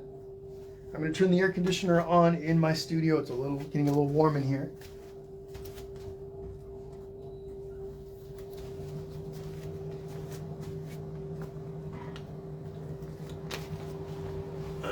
So this color in here is black. Okay, this is black. Up here on the ossicones, on the original, I've got black with a little touch of brown. Little touch of brown that we'll add later over the top of some of this black. You could mix black and brown together and do that if you'd like. Okay, same thing over here. This, excuse me, this is a slight mixture of brown and black. The little hairs up in there, a little tiny bit of brown, just a touch. And then the inside of the ears also, I can take a little bit of brown and mix it with my black, or apply black over the top, brown over the top of those later. Okay, but there is a slight, subtle brown, especially with the baby's ears. But either one's going to work. I will add some of that brown over that later.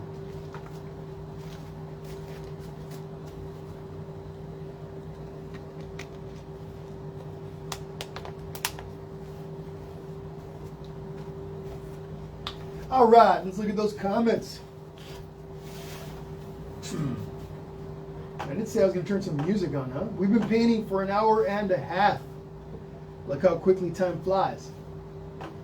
Goes by very fast. And I gotta keep looking at the time. I gotta be aware of the time, because yeah, if I don't pay attention before I know it, I've got 30 minutes left and I'm like, oh my gosh.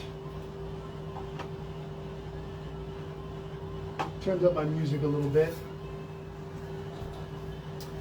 Earlier somebody asked me about the Among Us painting. Here it is again next week, next Tuesday, Among Us.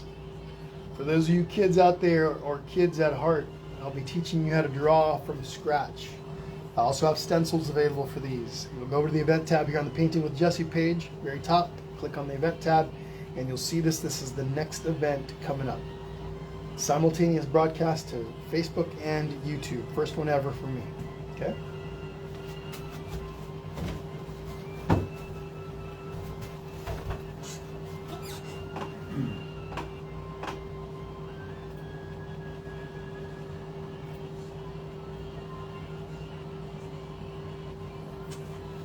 Letitia Garcia says, shout out to my giraffe-loving cousin Chloe in Downey from Adelaide. What's up, Adelaide?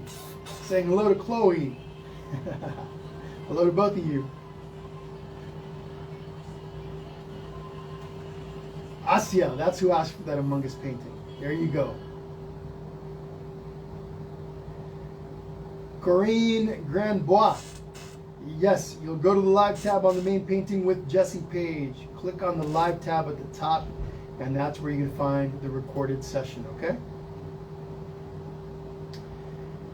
Let's see. Hi, I'm here. Hi, I am here with my mom. Whoops, lost the comment. There it is. And my brother Charlie, and my name is Mackenzie. Hi, Mackenzie. Hi, Charlie. Hi, Mom Kelly. Thank you guys for joining me today. Hope you're having some fun. I'm having fun. Maximiliano from Alberta, Canada. I have a nephew, great nephew named Maximo. Little guy. He's a couple years old. Maximo. So hello to you in Alberta, Canada, Maximiliano.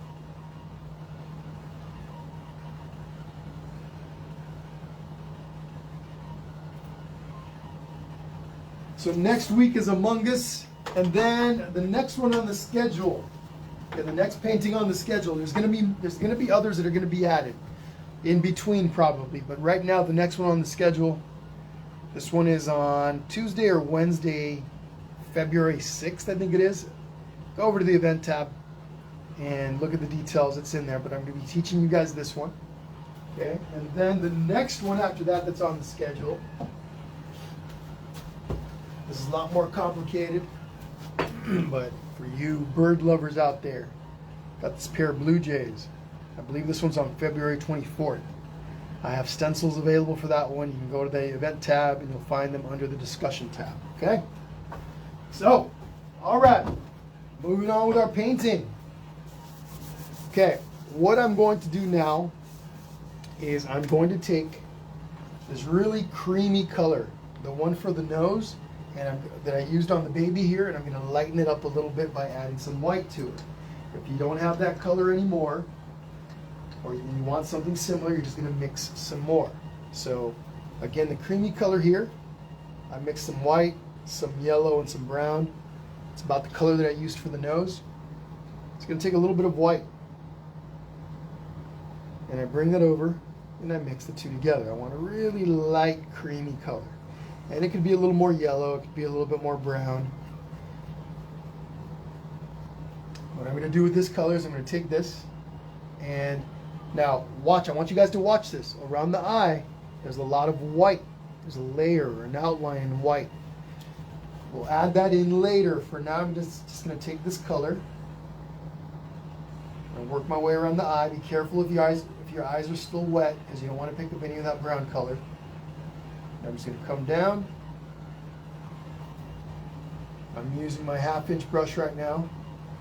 One of my smaller brushes, right? So, because I'm working in these little tight areas, be careful. Just like that. And come around over the top. Same thing on the other side. Work my way around the eye.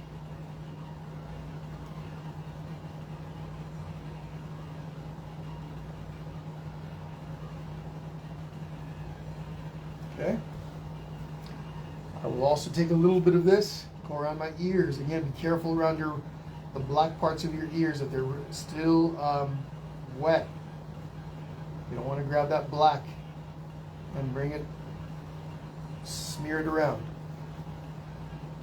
I'll take a smaller brush here in a moment, my little liner brush, my round, and go inside on those little edges in between the black parts, little pointy parts.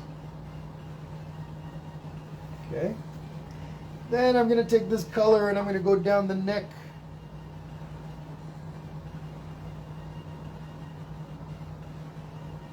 I'm painting with the skinny part of my brush right now. When I get close to my edges, my outlines, I paint with the skinny part of the brush. So I don't hold the brush like this. I get a little more control if I turn it on its edge like this and go along the line, the outline just like that. Okay, now it's easy for me to come in here and paint the inside. Now I'm using these long brush strokes here in the neck. I'm creating shape. It's a long neck, so I just use long brush strokes all the way down the neck. I'm going to take the same color and come over and do the same thing to our little guy.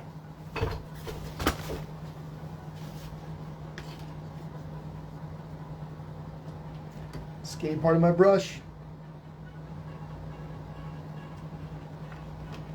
Skinny part of my brush. And away we go. Watch, I'm holding my brush. Nothing fancy, just kind of close to the back edge of the brush. I press down, push the entire brush, side of the brush into my paint, my canvas, and I brush that in there. Same color, but I'm switching brushes. I'm going to give you guys a minute. Catch up with that. Let's look at those comments. Okay, Amber, bye now. Hope you had a good time. Hi, Rosemary Alonzo. How's it going? Maximiliano is excited about Among Us. That one's going to be fun. Don't forget, if you guys don't have the stencils, I'm going to be teaching you how to draw it from scratch. If you want to use the stencils, make sure you go look for those under the event tab on the main Painting with Jesse page. Okay? So I'm looking at the comments right now.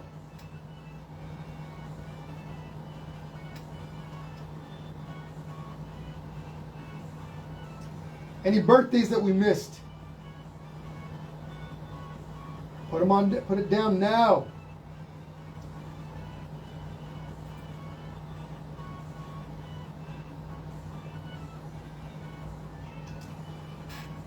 Yes, Penny, sure did. So, oh, I'm sorry, let me see. I actually wiped the color of the face for neck and eye. Yes, I just had extra white, exactly. So to the color of the nose, I still had some of that mix right here, so I grabbed some, put it over on a different part of the plate, added some white to it to lighten it up, and I added that to around the eyes, right on around the face. I'm going to be adding it right in here in a moment. Okay, that's coming next. But that's exactly what I did. Happy birthday, Mac. Happy birthday, Mac. How are you? Lindsay, no eyelashes for now. We'll do those in a little bit, okay? The eyelashes are going to come in if we decide, once we decide whether we're going to do another layer of our background color or not. I think mine's going to look okay without a second layer, but so I'll probably be adding the eyelashes pretty soon. But if you feel like yours needs a second layer, don't add the lashes in. We'll talk about that more in a moment. You got it, Penny? Anna turns 8 tomorrow. Happy birthday to you, Anna. Happy birthday, Ayla. Diana Gone says, can you wish happy birthday to my niece, Ayla? Happy birthday, Ayla. Let's see. Marlo says, me and my children, Mary Ann and Frederick Lee, Mar, are here today painting with you from Ontario, Canada. Hopefully I'm understanding. Let's see, Mary Ann and Frederick Lee. Hi, guys. Happy birthday, Josie, 12 years old. Awesome. All right, guys, here we go. Continuing. What I'm going to do, same color. I'm switching over to a smaller brush. A little more control. I want a little more control. Don't forget, in between steps, your brushes sit in your water cup. Whenever you use a brush, when you're done with it, put it back into your water cup. You don't want your paint to dry. I'm going to lay this down right here. Hopefully it doesn't, I don't knock it over onto the floor, but I do have that floor covered, so either way we're okay. So my number 6 flat brush is what I'm using for this step. Just going to take some of that same white that I was just using, and I'm going to do this. I'm going to work around the edge like this. Okay, I'm leaving a little space in there in between my eye and this color because I'm going to add some white in there. I didn't do that over here. I could have. Either way will work. 2 different ways of doing the same thing. Okay, just working my way around the eye with this color. Again, this is the same color that's in the neck and in their necks and the face. Okay.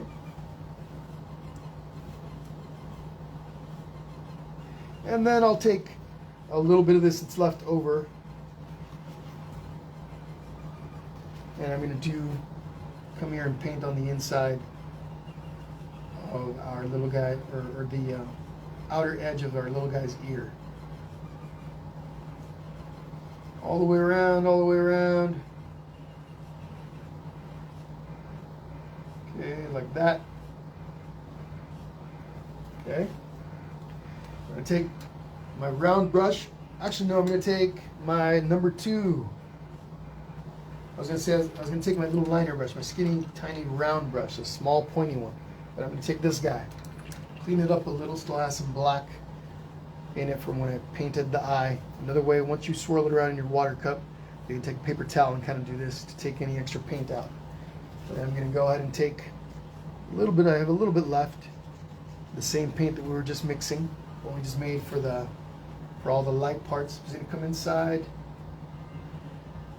my ear like this.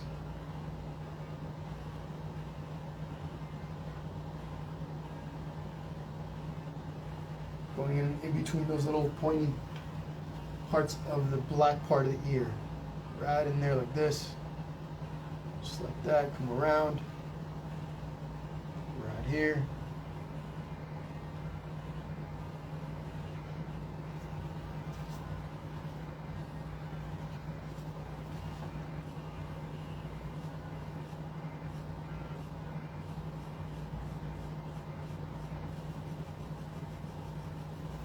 Okay. Okay, you guys got about a minute before we move on.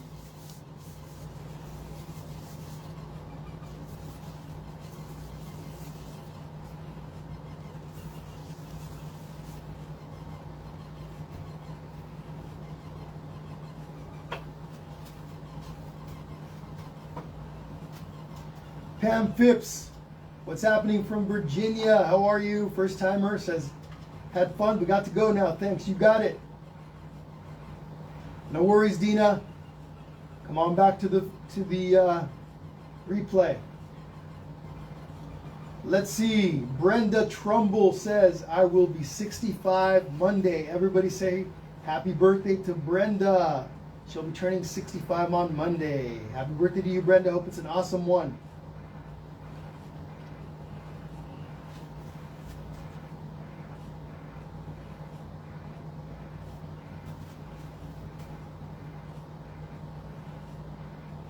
Sounds good, Irene.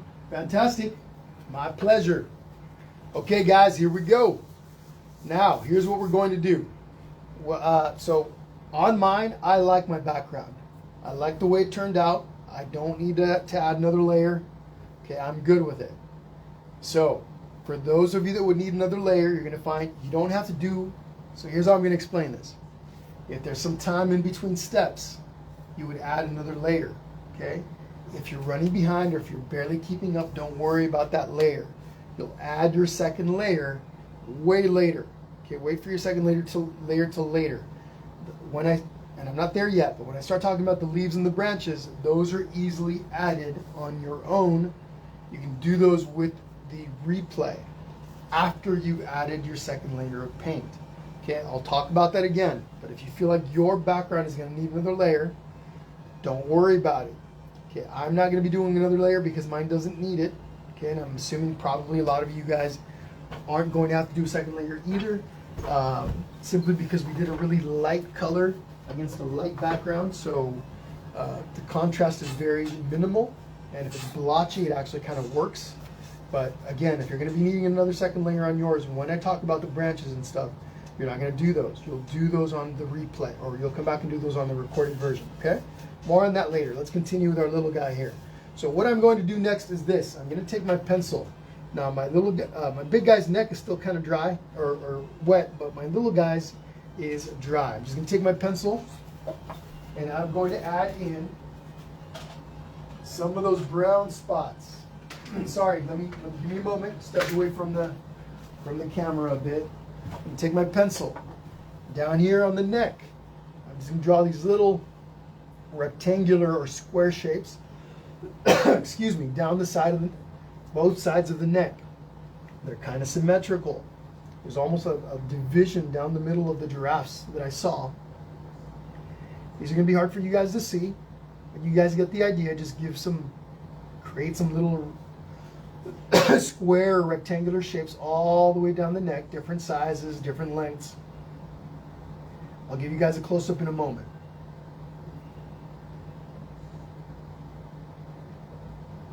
Don't spend too much time on these shapes. They're odd shaped. They're not all perfect. But here's what it looks like up close on the little guy.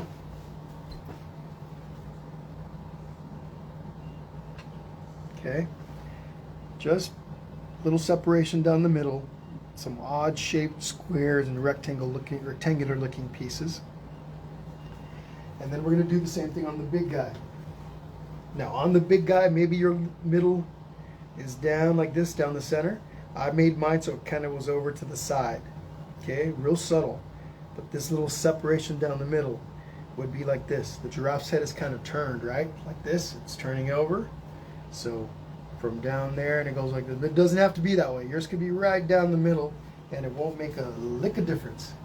So I'm going to start with the big shape up there. I'm just going to try to match the original a little bit. This one has a shape over here. My imaginary line goes down like this. Okay, so right over here. Got another one. Another one right here. You guys thought we were done with the drawing process, huh? Faked you guys out. Okay, like that. These can also be done with just the paint. Don't stress too much about these spots, folks. They're not super important. Okay, just drop down some oddly shaped. They look almost like they're going to be squares or rectangles, and but they're not quite. Okay. You guys got 1 minute, and then we're going to color those in brown. And depending on the brown that you pick, it can be a dark brown, it could be a light brown, whatever color you want. I've got some brown on my plate here. I'm going to clean up my number 6 brush here, clean it up a little bit. We'll get back to the face and add more details to that here in a little bit. I'm going to take some brown here, bring it over to the side, take a little bit of yellow. Up to you how light or how dark you want your spots to be. I'm just lightening up the brown a little by using some yellow. Don't stress too much on the color, folks. It's not super important. Again, giraffes come in all kinds of different shapes, colors. We come in here and start applying it to, I'm going to switch brushes. Let me go to a smaller one. Little number 2 it is.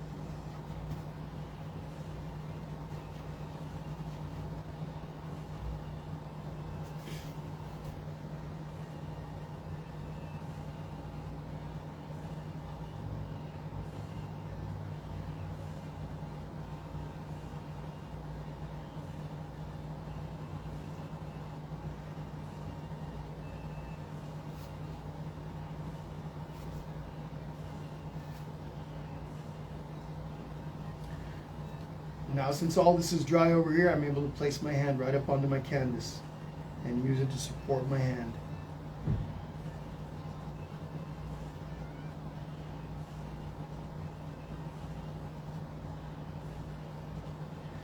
Work through these fairly quickly. Don't dawdle too much. The paint might be a little transparent for you. Mine are. My spots are a little transparent, a little blotchy. I'm going to come back and do a second layer over this later. Okay? Now I'm going to go ahead and do the same thing with the baby, our little guy or gal. So the little giraffe, to me, because of the little hairs on the top, looks like she's got little braids. Like there's little braids up right on her head. So she looks like a little girl to me. But whatever you want yours to be, that's what it is. Ossicones. I gotta keep saying that or else I'm gonna forget. Ossicones.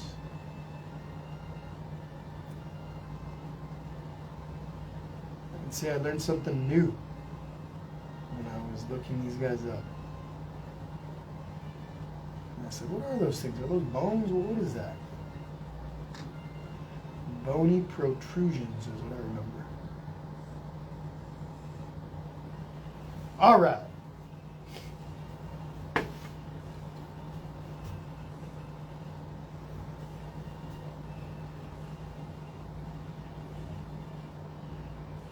You guys got about a minute and a half and we're moving on. This is going to require another layer. Okay, that brown from mine, so I can make it darker and more even. I'm going to do another layer over those, but that comes later. Okay? We're at almost 5 o'clock my time. That means we're almost at 2 hours into it. I'm going to pick things up a little in just a moment. We're going to speed it up.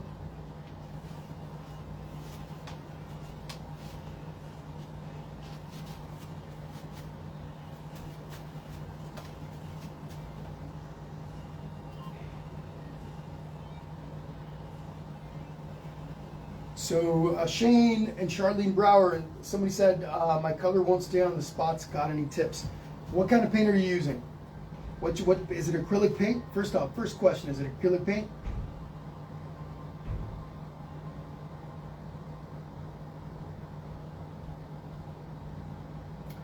Great question, Alexandra. Alexandra says, last week when we did the polar bear painting, you did the background in all the way around first, and then you came in and did the polar bears after that. It's just there's different ways, what's the phrase, different ways to skin a cat. Yes, so sometimes we can do the entire background first. Whenever I want a really smooth, clean background, I'll do the background first. That way I can paint, and I'll paint the entire canvas. If that's what I'm looking for, a smooth background, I'll paint the entire background. I'll take a big, smooth, synthetic bristle brush, and I'll paint all the way across in one direction, especially if it's all one color, okay, like this background is. That creates for a really smooth background. And I can go vertically all the way across, or I can go horizontally all the way up and down, long brush strokes to create a really smooth background. And then we can paint over that, draw on top of that, paint over that, okay? This is just a different process I'm not looking for a super smooth background. This background has different directions, and my brush strokes that I used on the background there they go in different directions. It creates a different effect. So yes, this is just a different way to get something similar done, okay? But yes, great question. Absolutely great question. All right, here we go. What are we gonna do next? So the next step is this. This same brush that I was just using, I'm gonna clean it up a little. I'm gonna grab some white. I'm gonna work with a little bit of white for now. Just gonna start adding some white accents. Before we start doing the shading on the inside and stuff, I'm just scooping up some white. Don't need a lot. And I'm gonna work the little area around the eye. I'm just gonna go around, almost like they've got, whoops, too much brown in that still. Didn't clean it up all the way. Almost like if our giraffes had some black eyes, but instead of black, you got white going all the way around them. That's what I'm gonna do right now. Take a little bit of this white. And just go right around the eye. This might have to be layered a couple times. We could have drawn this in if we wanted to and not added any of that cream color layer at first. Again, there's different ways to attain similar results. I just want everyone to know I do try to teach you the different ways on here, but somebody might have a different approach, or they might prefer a different approach. It's all okay. I show you different techniques and you pick the one you like best. Okay? So later on we are going to be doing a little outline in between the two colors, but I'm going to take a little bit of my white and I'm just going to come in here up on top and just slightly just kind of brush inwards just a little bit, both sides.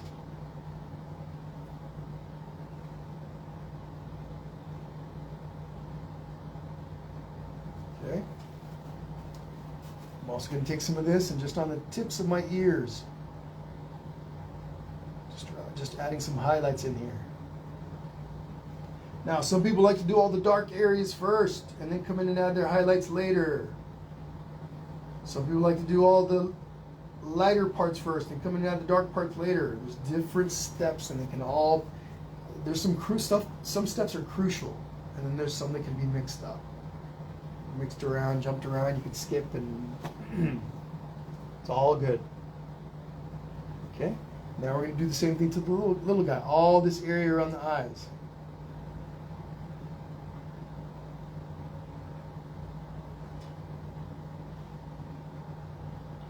Okay, we're going to pick it up a little bit because we got the leaves to do, the branches and the leaves, and those aren't too tough, but we can't forget those.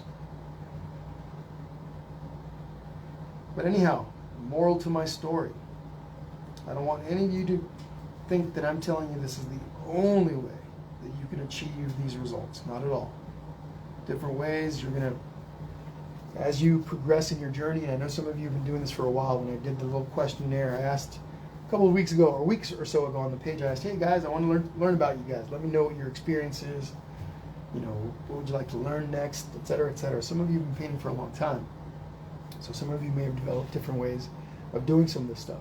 All good. As long as you're comfortable and happy with it, that's all that matters. I'm going to take some white in here. Accent my outside of the ears a bit.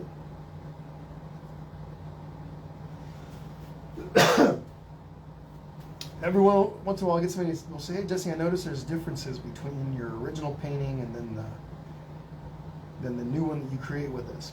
Yeah, sometimes there are, because I'm not sitting, couple of reasons. I'm not sitting right in front of the canvas. Normally I would sit right in here. I paint over from the side so that my perspective changes a little bit. But also, unless I'm trying to create an exact version of the original, which is really rarely the case, you're going to see some variances. I also want you guys to see that it isn't necessarily the point to try to recreate the original exactly. Okay? But all right.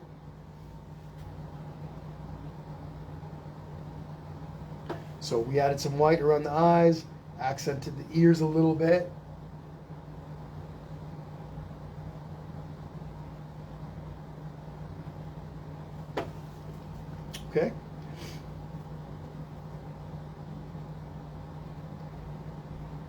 Now, since I'm working with white, I'm going to take that creamy color that we used for the nose earlier, or if you don't have any left, it's okay. Create something similar, but quite a bit lighter, maybe similar to the color that's on the necks, on their necks. Okay, as long as it's a pretty light version of whatever you've got in here, you're good. Now what I'm going to do with this color, so I'm going to come in here. Okay, I'm just going to do this. And I'm going to work this in all the way around the little nose. And I'm painting in different directions.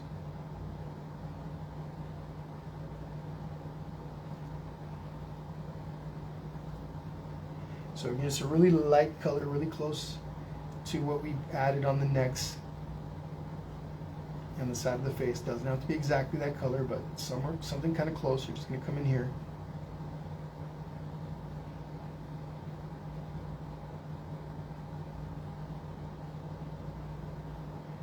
And then up in here, just using a little tiny bit of paint on my brush, a little tiny bit.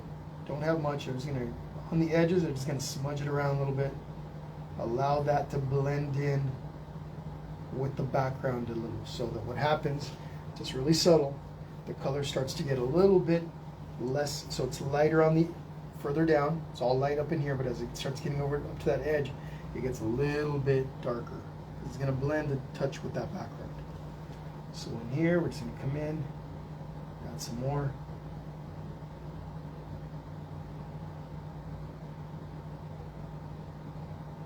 Watch how I'm holding my brush. Again, clues. Clues.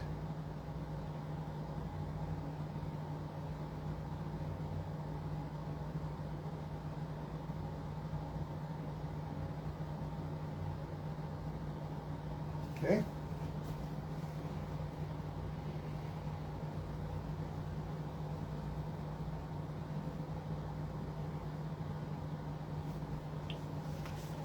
Okay, now I'm going to take a little bit of brown. I'm going to create a little darker version of all that. Add a little yellow, it's going to be more of a gold brown, so add some yellow to it. Still using my little number 2. This is going to be a little swirly. I'm not perfectly blending all 3 colors. I want to be able to see a little bit of brown, a little bit of yellow peeking through.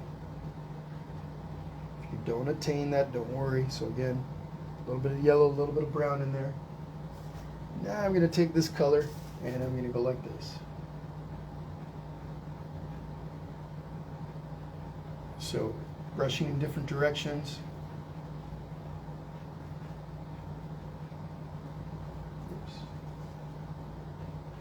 When I use gloves, sometimes when I'm spinning my brush, some of the glove will get caught under the brush and start to get stuck between my fingers. So again, brushing in different directions. There's a little bit of a blending process that's happening. The layer on top is blending a little with the layer below. Up in here, just going to come over the top a little bit.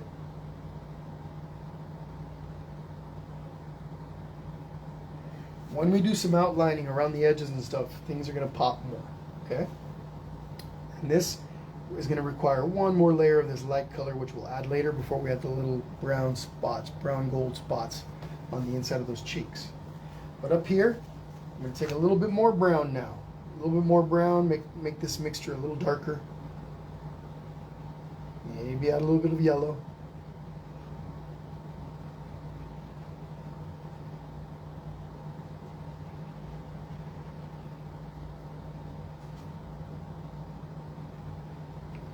Swirly again. So again, I'm not perfectly blending everything. A little swirliness in there. I'm going to use that up in here. Different directions.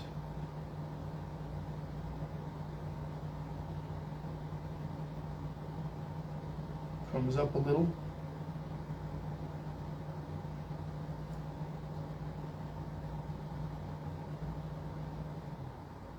Okay, now watch what I'm going to do here.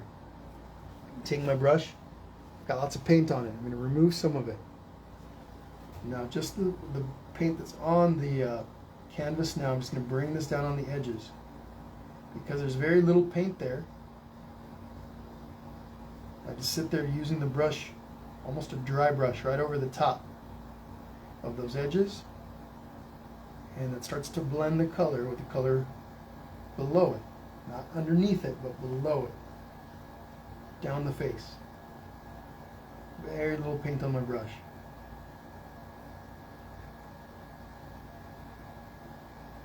Okay. There we go. Then I can take a little bit more of my color. Whoops. And I'm going to bring it maybe up in here so it's a little darker towards the top, just a little bit.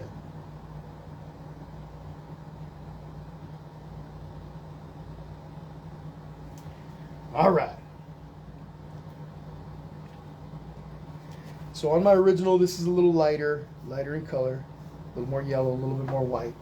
And if I wanted to, I could change it so this looks a little bit more like that. This is also a little bit lighter, but I like this. I'm probably going to leave it.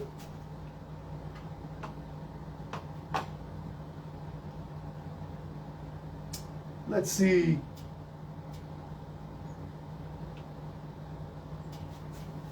So acrylic, let's see. So when you say your color won't stay on the strips, I'm assuming you mean that when you're putting your paint over the top of this, you're moving it around. So this is an answer to Shane and Charlene. So here's what I'm thinking you're saying, okay? So you've got your spots and you're applying your wet paint over the top. But as you're moving it around, trying to cover your spots, the paint is mixing, it's moving around, okay? And the more you do it on one spot, if you're trying to layer over the same area as if the paint below it is wet, you're gonna move that paint around, you're gonna move it around. And you're going to reveal areas underneath that are white. So when I first applied my brown on here, first layer, I'm sitting there trying to cover everything, make it super even. Some people make the mistake, and I'm not saying that this is what you did. I'm just kind of trying to see if this might be the case. You take more paint, you grab a bigger gob of paint, you put it over the top, and you're moving it around. You're still seeing that it's not laying down even. The more you move it around, that paint starts to dry a little bit. So as you move it, you actually start moving big old parts of paint together, and so you start to reveal some of the areas underneath it. What you have to do is you have to put, you can't fuss with the first layer of paint. You got to lay it down. It'll be uneven like this.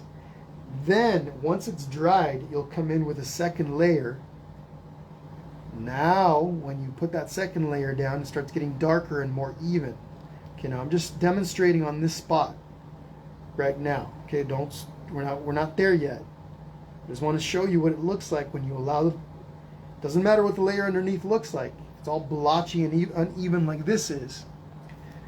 When you add another layer over it, once it's dried, look at the difference.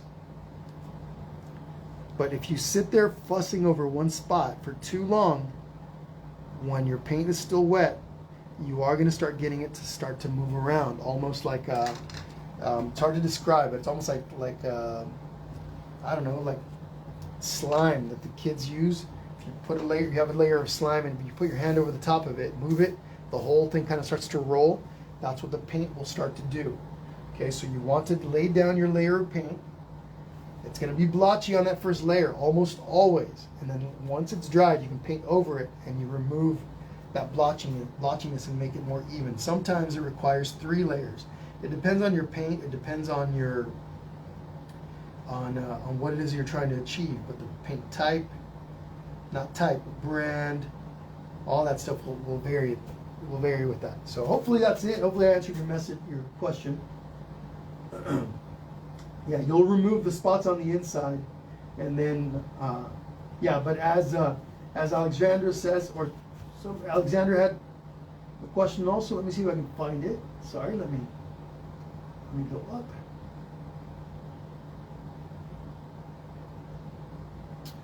Okay. Or maybe the answer was to Shane. You were trying to answer Shane. Somebody's trying to answer Shane, I believe it was. But yeah, you let it dry first. Yeah, that's right. So that's something that happens sometimes, Shane. Absolutely. Or Charlene, perhaps. That's exactly something that happens very commonly. People want to get a really smooth, clean finish on that first layer, and that's really hard to achieve. So just the thing is, you just lay your first layer of paint down. If you notice on the original here on this first layer, this is really blotchy and uneven. But I can't sit there messing with it when it's all wet, because it's just going to be moving around, and some areas are going to get lighter, some areas are going to get darker. You let the first layer dry, and then when you start to paint over it is when it starts to look brighter and cleaner. Okay? Hopefully that made some sense to you. But okay, so what we're going to do now is the same color that we used up in here. I'm going to take it. I'm going to add some color up in there on the top of our big giraffe. So I'm going to switch over to a slightly bigger brush because we're covering a bigger area. So going back to my number 6 flat. I'm going to grab some brown. Okay, right over here. I'm going to take some yellow, mix the two. Now, granted, this color is a little darker than on the baby, but again, don't stress too much about trying to match colors. As long as yours looks like a giraffe, as long as yours look like colors on a giraffe, you're going to be okay. So a little more yellow to make it a little bit more gold. Primarily I'm mixing brown and my yellow. Okay, maybe again a little bit swirly. Now I'm going to take this color and painting from the top of these ossicones. I start working my way down.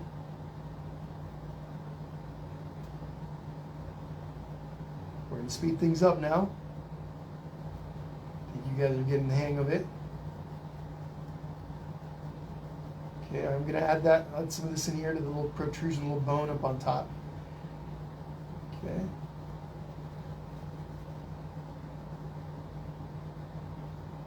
So come down to about right there. And then what I like to do is, again, I have lots of paint on my brush, but I want to blend that in a little to the layer underneath. I'll remove my paint, lots of the paint from my brush. Actually, I'll even take a paper towel and take off that extra paint. Then just on the edges, what's left, I'll just feather it down. A little bit at a time. So that'll help that color blend in with the background color and gets a little bit lighter.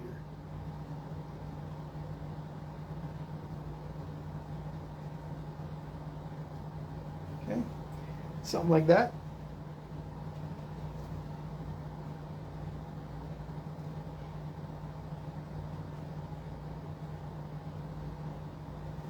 Right?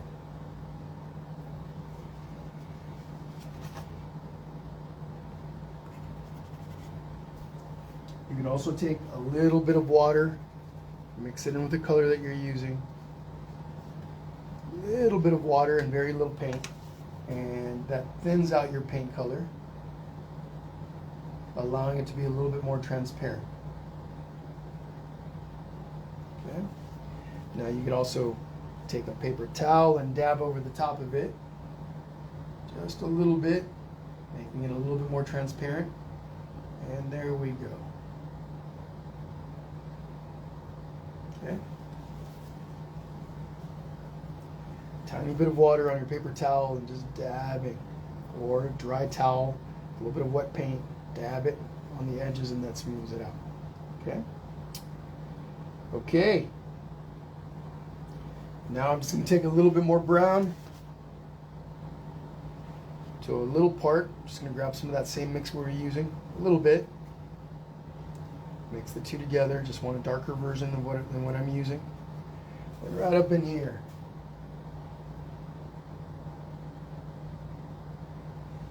Outline this a little, and then same process. A little bit of paint on my brush. I'm just going to bring this down a little.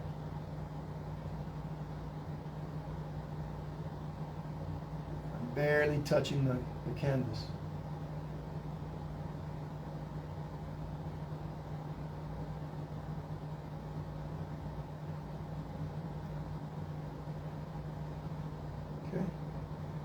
And folks, ask your questions in the comments.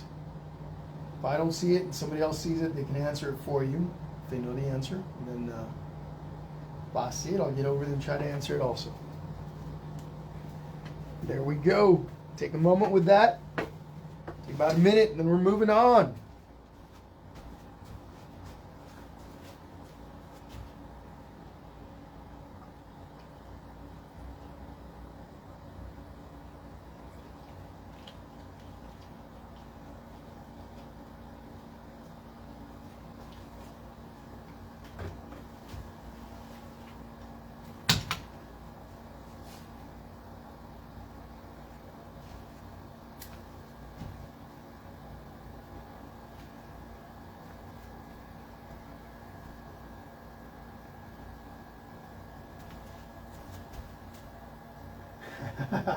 Lauren Nicole says mine is so cute, cutie.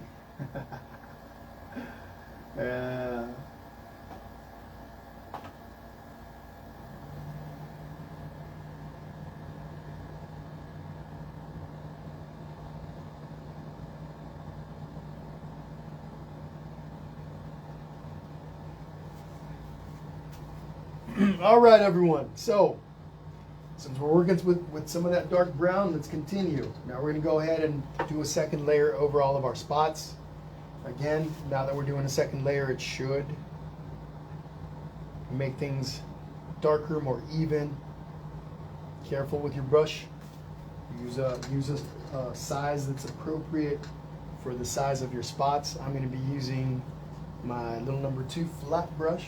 Just grabbing some brown here. I'm not going to mix it with anything. And I'm going to come in here. Already done a couple of them, right? From my little demonstration earlier. But yeah, some of you guys are really new to acrylic painting. I totally get it. Absolutely. Everybody's welcome. That's how we learn. Just jump in. So I tell people, just do it. People will tell me, hey, I've been thinking about painting for a while, but I don't know, I'm afraid. And I say, just go for it. What are you afraid of? What do you think is going to happen? Nothing. Nothing if you don't do it. Nothing if you don't jump in. Okay? Brown spots there. If you want lighter spots, you would mix it with more yellow. Same thing with the baby over here. I do want lighter spots for the baby, so I'm going to mix it with my brown with some yellow. We're picking it up, folks. Picking it up, picking it up. Got our leaves to do and the branches. Okay, so just going to go right through this. Don't worry. Again, if you're falling behind or if you start to fall behind, don't stress out. The recorded session of this will be available immediately after we're done here. So try to keep up with me. Just going and adding another layer on our baby's spots.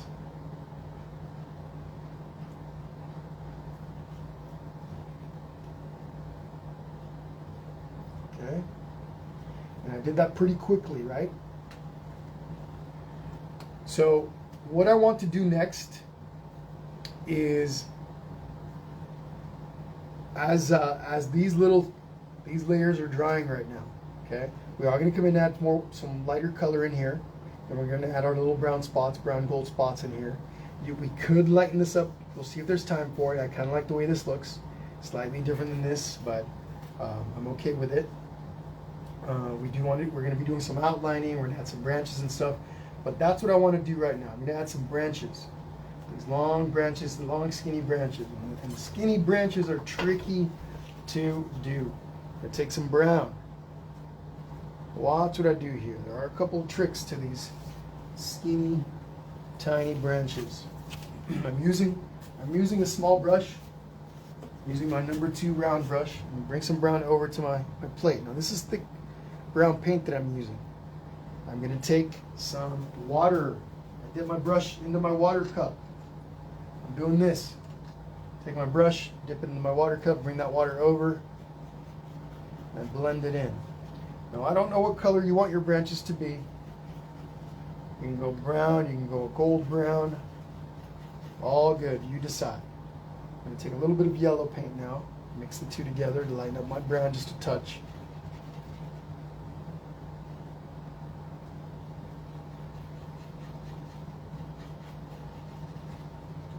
But the water is really crucial on this step.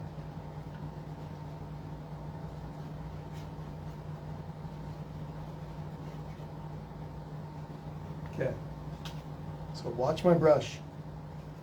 I'm going to be using the skinny part. This is my number 2, flat. I'm not using my little round brush yet, my tiny liner brush. I'm using this guy.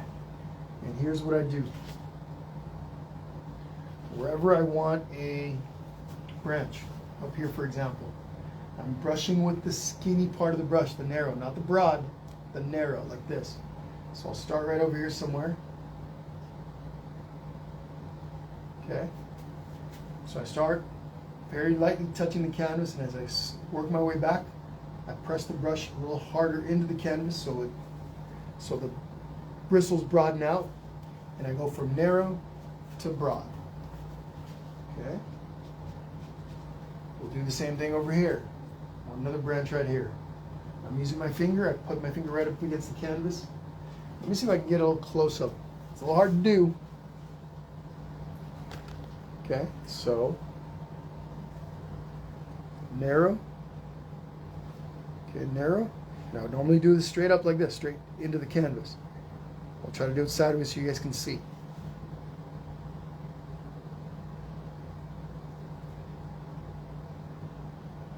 Okay. Okay. Do it again.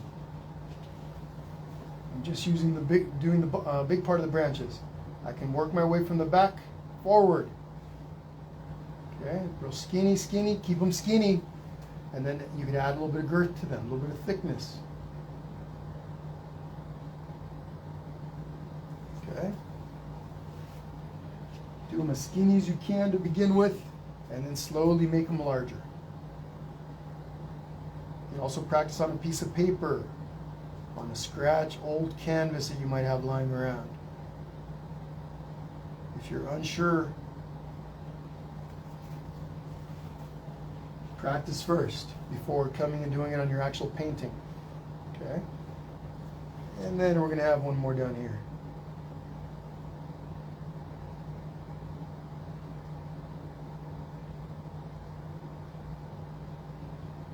Okay?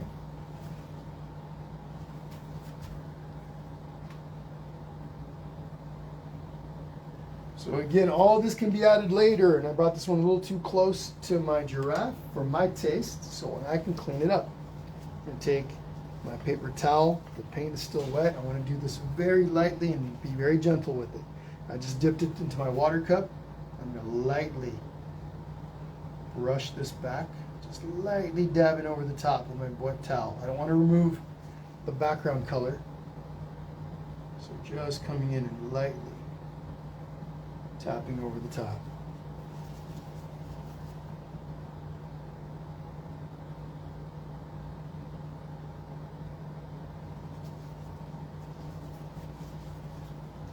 Oops.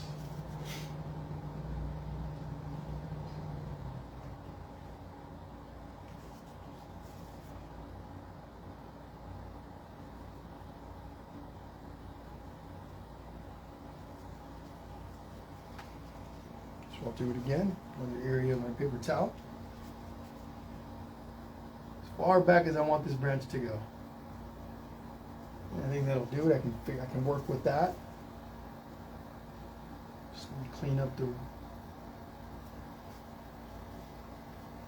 little paint stains that are still on the canvas.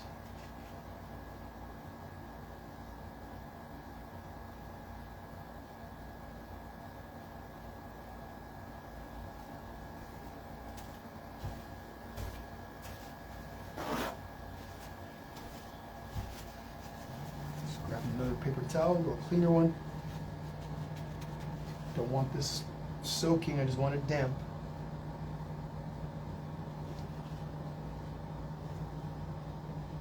You want to be gentle so that we don't remove some of the background paint.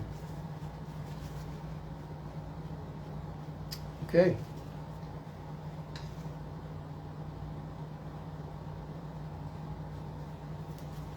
So I'm just going to make this into a little point. And there we go. Okay, Now I can take my little round brush, little skinny round thing, dip it into my paint.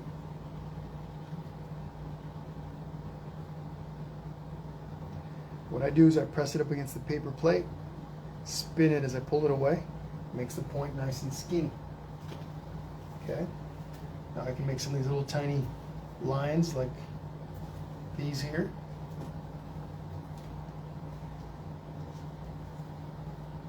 Right in here. 1, 2. Now 3 leaves on that one. Right up in here. 1, 2. Up to you guys where you want your branches, right? Where you want your little leaves to be.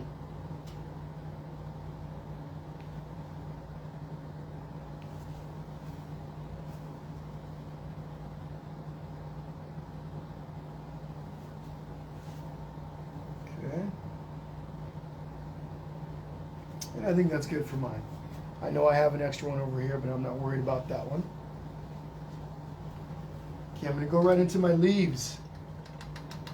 Skinny, skinny first. The trick with your liner brush is to make it really small by pressing and twirling it in the paint. Okay? Now you've got the point that's really small. You can go in there and add those small, tiny lines. Practice. You want to practice first. All right, grabbing some green here. Gonna work on some leaves.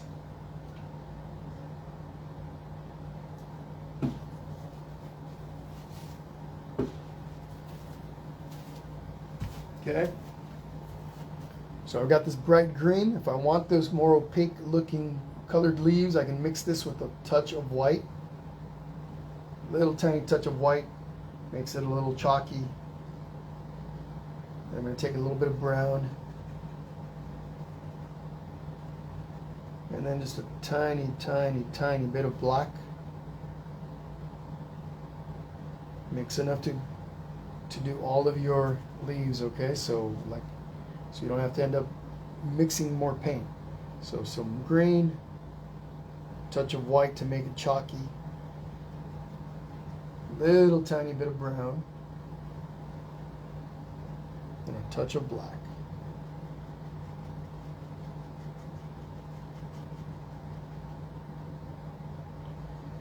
Introduce your dark colors in a little bit at a time.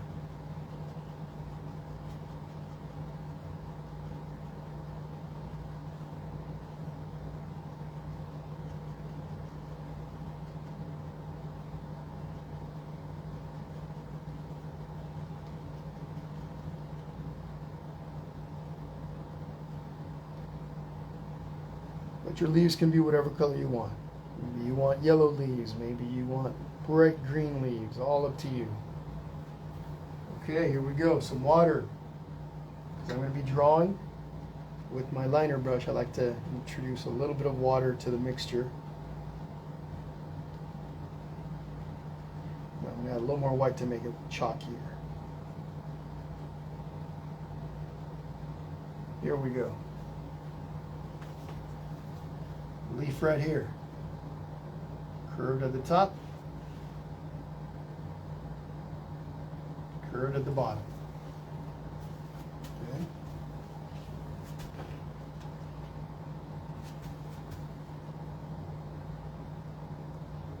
And I paint the inside.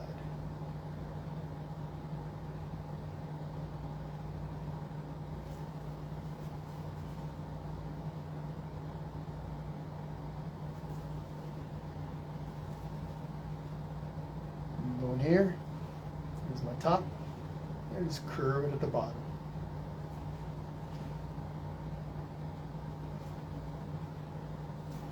And I fill it in.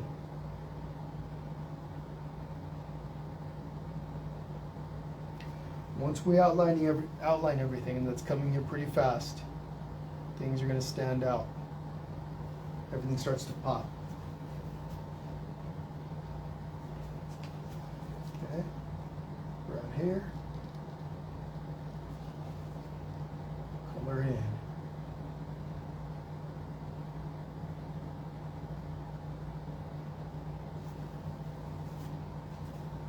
As many leaves as you guys want, or as few as you want. Maybe yours doesn't have any leaves.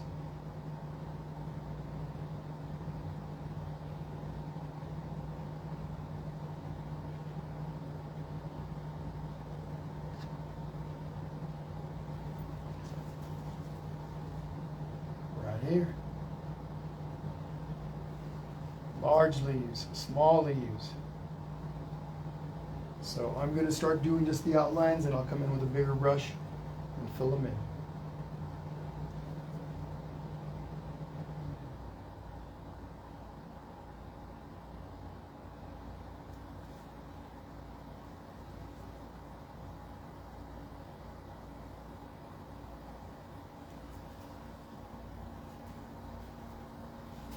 Over here.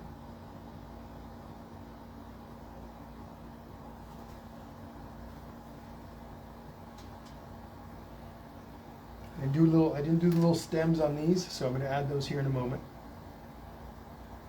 So these are going to look like they're floating right now. Okay. Up here. Okay, right here.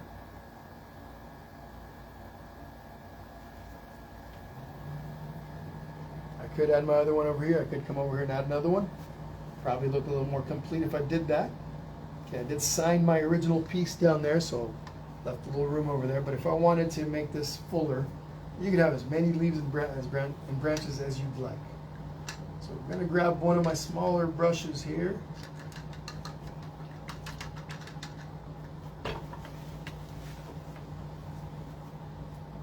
Okay. Grabbing some of this green. Coming in here.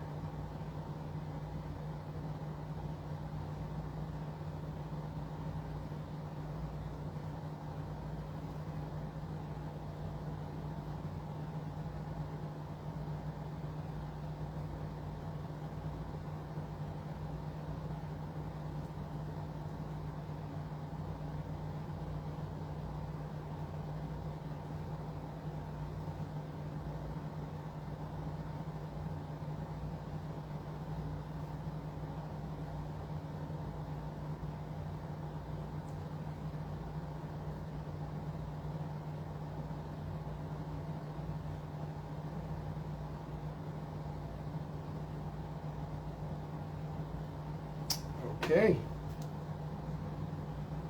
Fantastic so far. I do say so myself.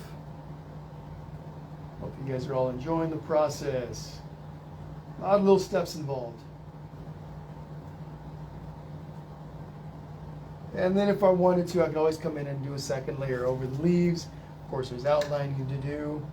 I'll do that in a little bit. But I want to take a moment to add the little stems to these two little leaves that are floating off over here.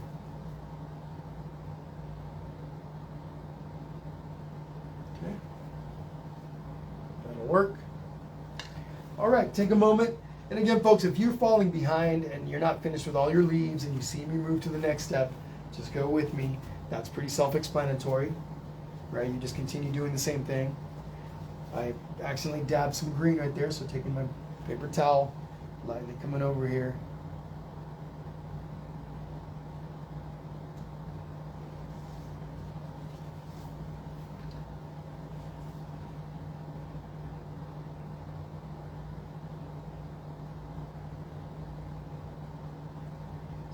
Lightly work it.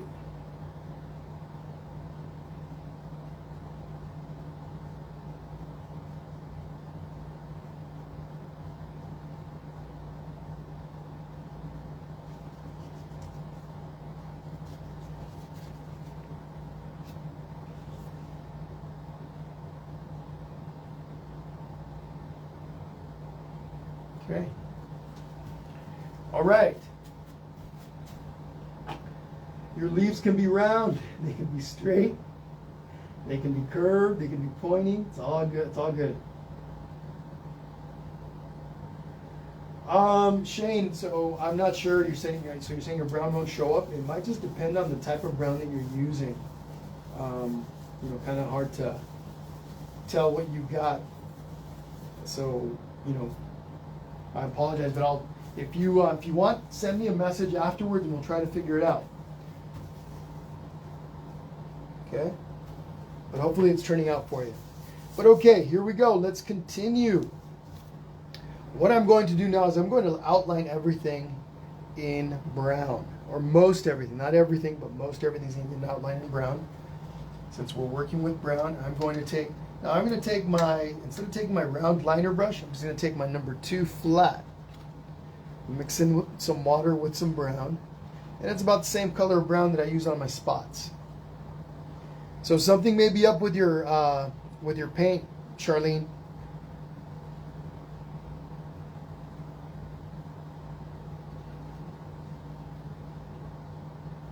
Okay, there we go. Now I'm flattening my edge. I'm turning my brush, so what I want is a really skinny, thin edge. And I'll watch what happens here. I'm gonna start over here. Yes, we've got eyelashes to make. Now, not every single part of my giraffes are gonna get some of this outline.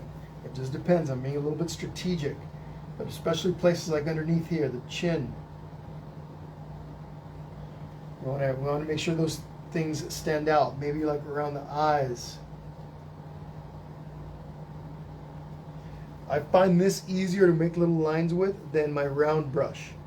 The round, skinny, little pointy one. These small, flat, like this number 2, makes it a little easier to work with. Add some water. Watch how everything starts to pop, starts to stand out. Right down in here, the neck.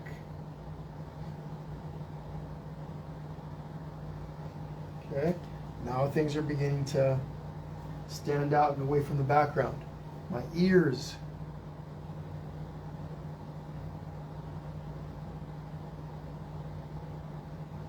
I'm going right over those pencil lines. My pencil lines are disappearing now.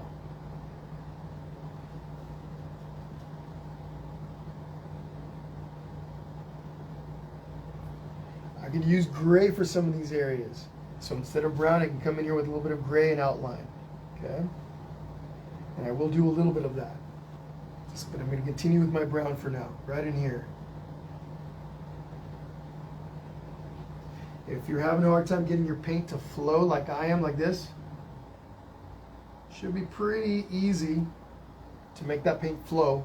If your paint is a little thick though, you might have to add water to it. Simply take your brush, dip into your water, mix it in with your paint really nicely, flatten out your brush. If all you've got is a round brush to work with, then you'll be using your round brush.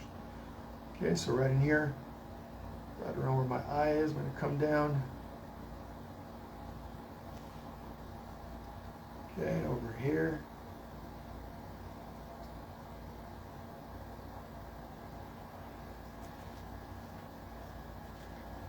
Around the mouth.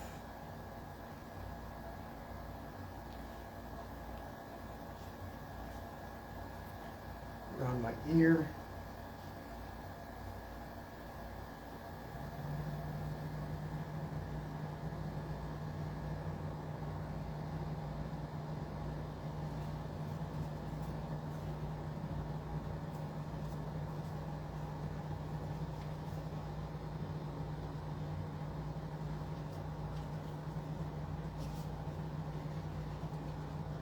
So anytime if you happen to accidentally drop paint where you don't want it to go, the more quickly you address it, the more easily it is to fix it.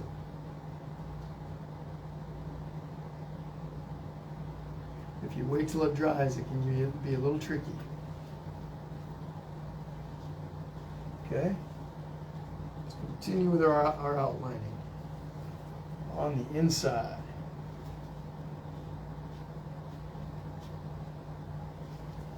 Right up in here.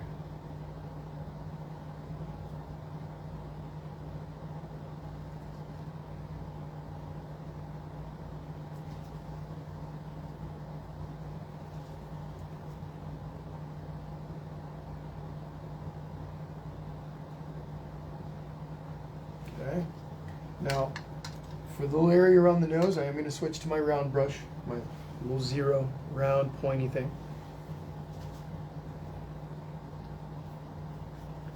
And I'm going to go around the nose. I know I'm blocking my brush a little bit, folks. I apologize.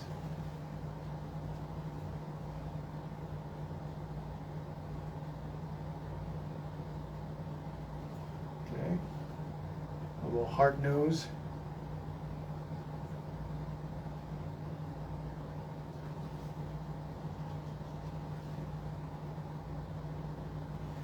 There we go.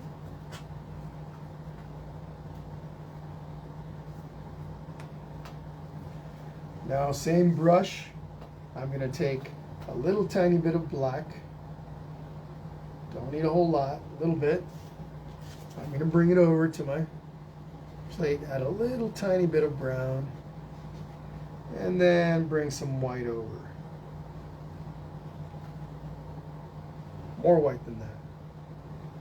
I'm going to make it a light gray color. And the brown is optional. You can do this with just brown and white. Whoops, a little bit of green one in there, that's okay.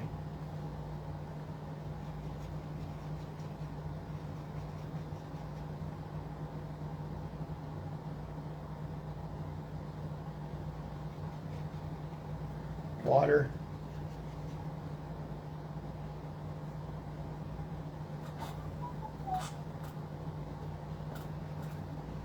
Okay. Actually, I'm going to make it lighter still.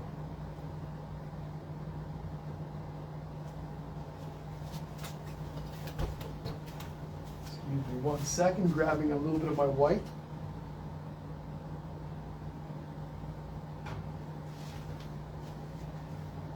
Okay, some more white. Just want a really light shade of gray. And it can be swirly. Just going to come in here with this. And a couple things. A little round brush again, a little bit of grayish color. I'll come in here to the inside of the ear.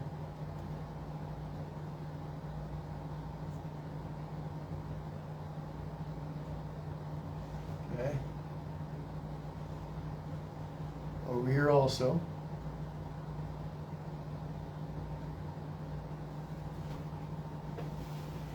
Okay.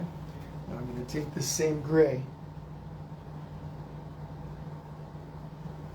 and I'm going to come in here, right this little separation between this area and the little white markings around the eye. I'm just going to lightly go around like this. Over here also. Okay. If you want to do some underneath a little bit, you can. Just a little tiny bit.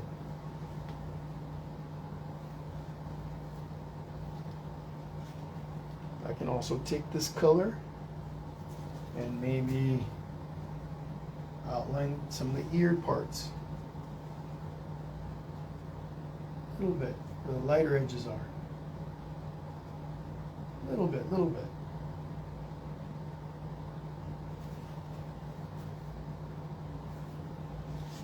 I'm going to take some of this gray color and come in here and outline the little nose.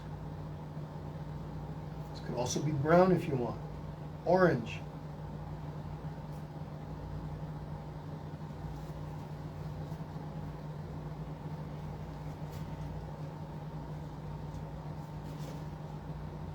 Maybe I darken it up a little bit. And maybe in here, just adding little tiny accents. Okay.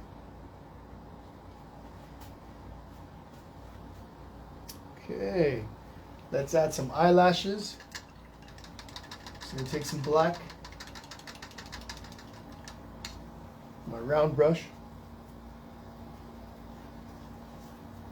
Again, if you're doing a second layer to your background, you would do this after your second layer. You don't want to mess with having to work around your eyelashes. Okay, that would be my recommendation. So one little eyelash. Let's make it a little thicker. Okay, 2.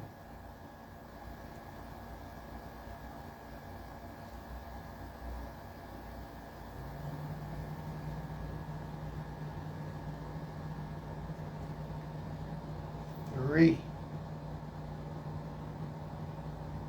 Okay, bring that out a little bit.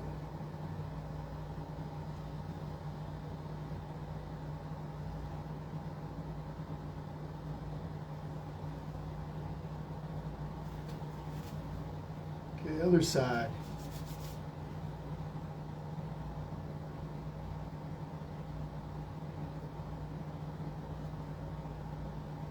One.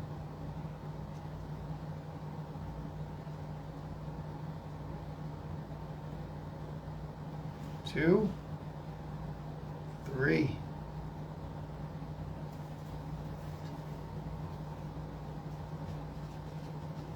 If your paint is really thick, again, add a little bit of water to it. Makes it a little bit more of the consistency of ink.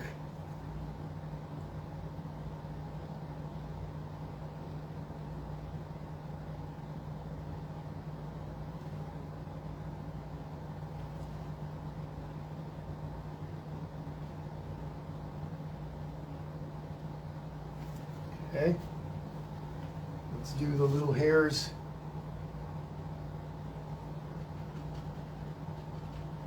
On top of the baby's ossicones. Water, mix it in with my paint, swirl my brush, and here we go.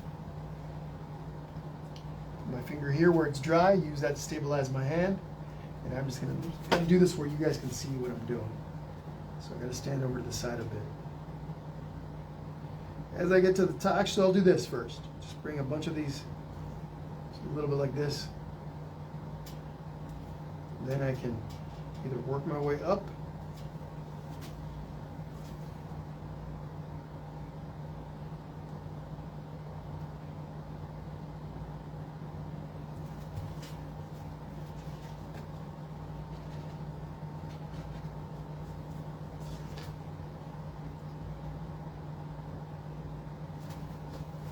it's tricky for me to do where you guys can see what I'm doing, so.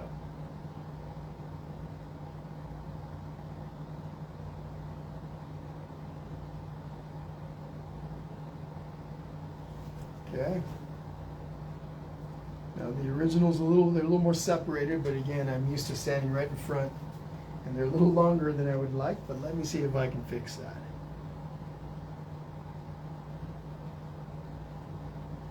Back over to this one.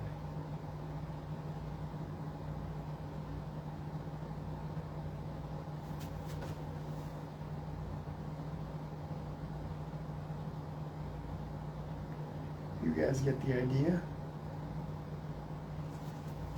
Okay.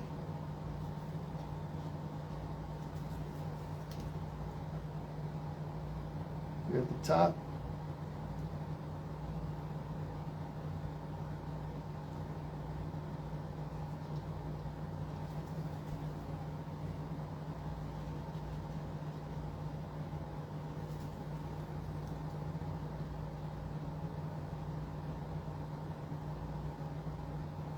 Okay, you guys get the idea. I ended up making those a little longer again, doing it over from the sides, tricky.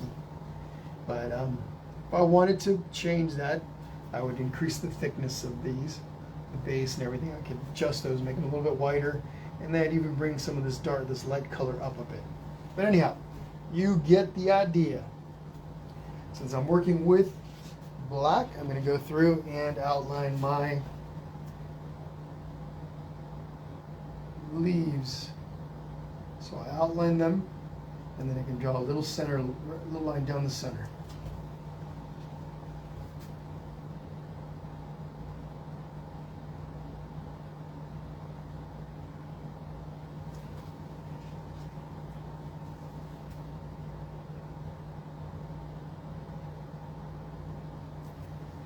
Again, don't worry too much if you're falling behind.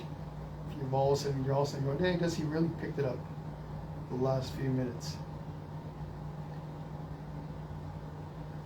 You'll be able to go back to the recorded session.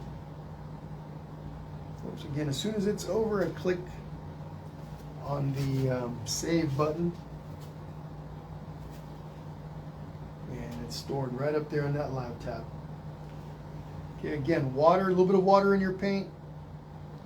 Twirl your brush against the plate. Makes your ink more like, makes your paint more like ink.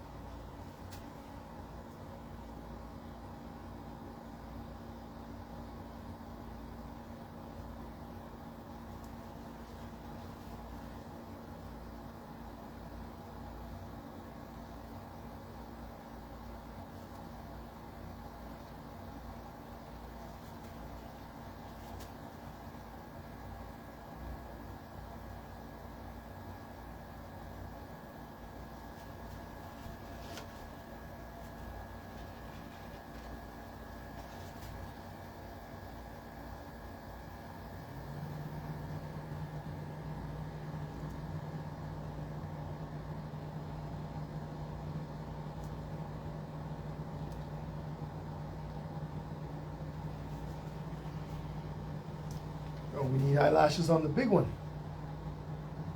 Okay, same process.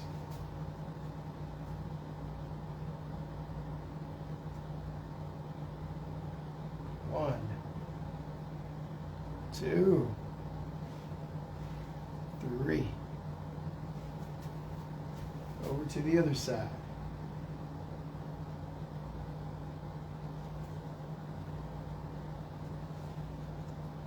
Two. Oops.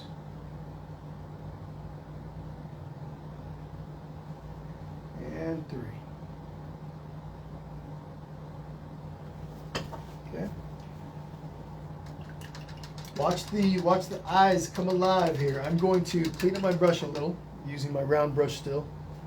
I'm going to take this, dip it right into the paint, my white paint, just the very point of the bristles, and also use the back part of my brush if I'd like. I'm going to come in here, my little giraffes, little reflections right there on their eyes, and this brightens them up, wakes them up. Okay. Couple things. I want to add another light layer of paint right in here to clean this up a little bit, make it more even, more even toned. And then I'm also first I'm going to add a light layer of paint right in here, white, so we can add some of these little light markings over the top. So just going to take, going back to my little number 2 flat brush. I've got some brown on it. I'm going to take some white. Got some of that brown yellow mixture. Lots of white right here. This layer doesn't have to be really thick. Just cleaning it up, smoothing it out. Here I am blending the colors really well. I'm going to come in here.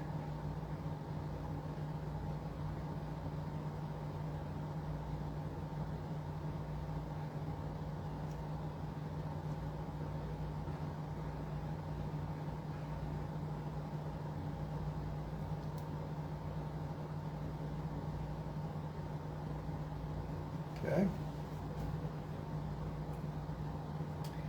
Then I'm going to go ahead and, using the same color, just introduce a little bit more brown to it. Brown yellow. Making that cream color. Okay, look at all my messy plates. Sometimes I'm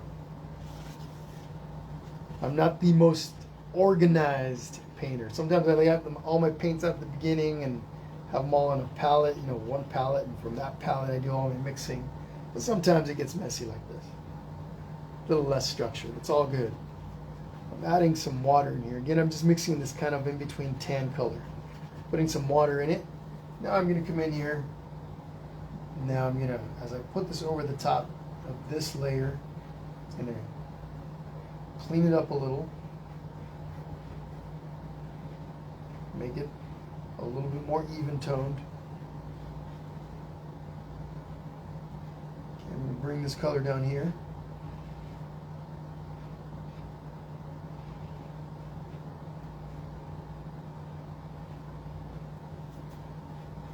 Okay, and then right up in here.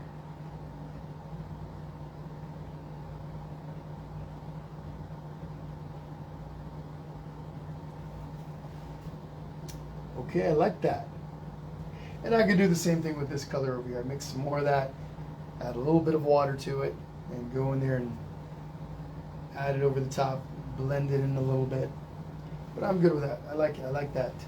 Makes it look like this giraffe's a little furrier. Okay, I like that.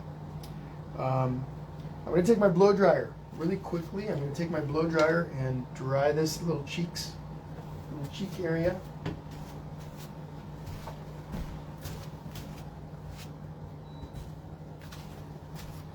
We're almost there, folks. Thank you, all of you that are still hanging out with me. Hope you're enjoying the process.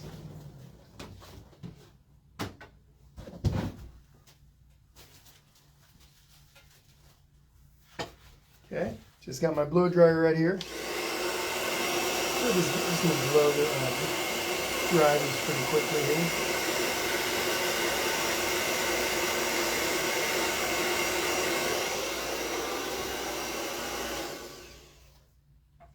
That should do it. Now I'm going to take my number 6. Okay, this guy right here. I'm just going to grab a little bit of this brown gold color. And I could come in here. This is going to be a little darker than what's on the original. We're just going to put in these little square or rectangular shapes on the cheeks. It makes a huge difference. They look like little freckles. And they can overlap a little. Okay, now I'm going to take this same color, mix it with this cream color. Again, I want it a little swirly, a little on the thick side. And I'm just going to come in here with this and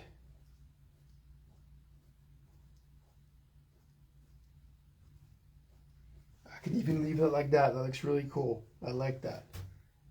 Or I could just go through and blend it all in to make it look more even like that. Okay, I'm going to add some in here. Here we go. Now I can bring this up a little, close the gap, or make that, the ossicones a little shorter, the top part of them anyway. But I kind of like this little subtle color in there. Okay. Cool. So we take a little step back, look at our masterpiece from a distance. See if I'm not missing anything. Let's see here. Look around, look around. I like to forget things. I think I got everything. Okay.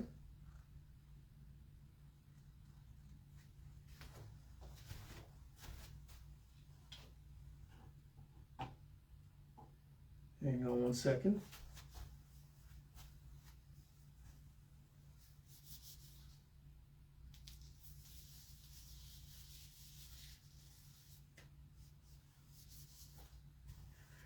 So, yes, Alexander is asking why I chose to wear surgical gloves to keep my hands clean. I'm constantly walking around with my hands full of paint, and it just helps keep my hands clean. That's it. The acrylic paint isn't toxic or anything like that. When I work with oil, there are certain oil paints, certain pigments in oil paints that can be toxic. And oil paint is a lot messier, So it's something that I used to do when I painted a lot in oil. So they always recommend that you protect your hands. But this just keeps my hands cleaner. When I'm done here, I just take them off something, and I can really quickly wash my hands and take off the little smudges of paint that I might have on my wrist and stuff like that. But yeah, often I just get my hands really covered in paint. And depending on the pigment, depending on the paint that I'm using, it can be hard or a little tough to take it all off. But yeah, that's it. Just to keep my hands cleaner. No other reason. Okay. But I like to use my purple ones. I have purple ones, and I didn't have them in my studio today, so I got to get some more. I like the purple ones.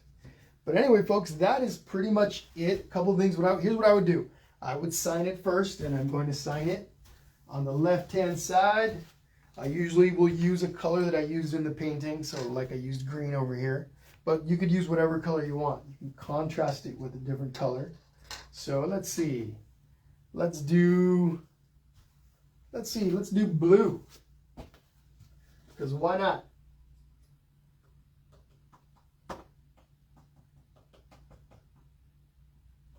Yeah, get a little blue over on my plate. Back to my little liner brush. Okay. Just come on over here. I like to use my last name.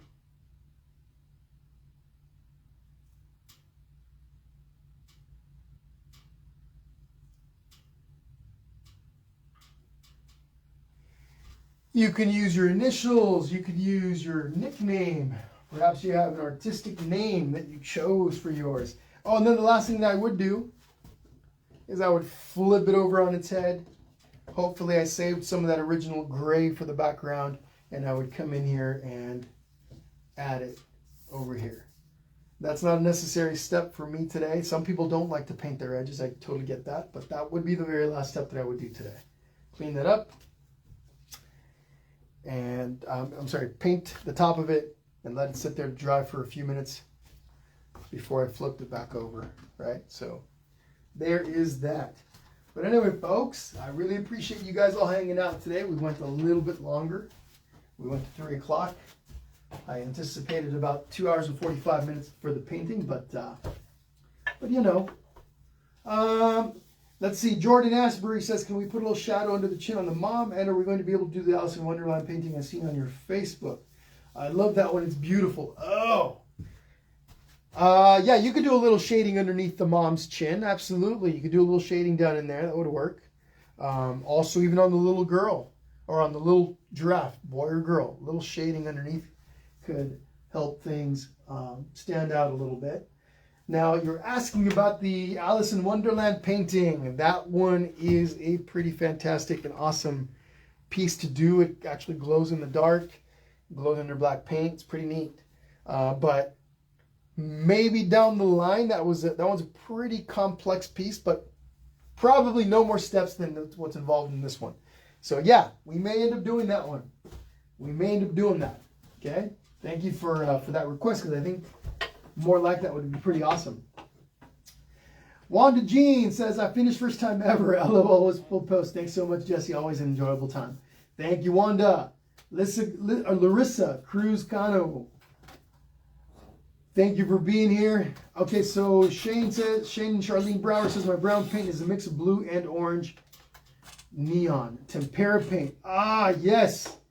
Yes, I was going to ask you, are you using tempera paint? So yes, tempera paint is terrible to work with on something like this. Tempera paint is much more, it's for kids. That's more like a kid paint, right?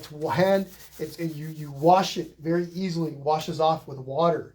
So yes, when you were describing later on, as I thought about it, I'm like, I wonder if she got tempera paint.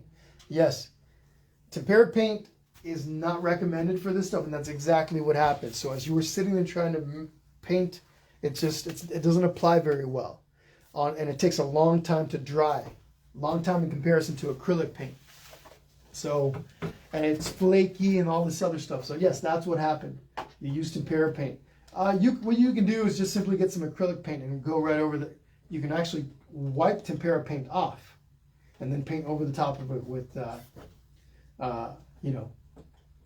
over the top of it with acrylic paint. Okay, so that's it. That answers that's the mystery. Okay, all right, Melissa, you got it. Such a fun mother-daughter project. Absolutely, this is perfect for that. But and then you guys can see I'm looking at the monitor right now. I can see the subtle differences between my two paintings, and that's usually the way that it happens, right?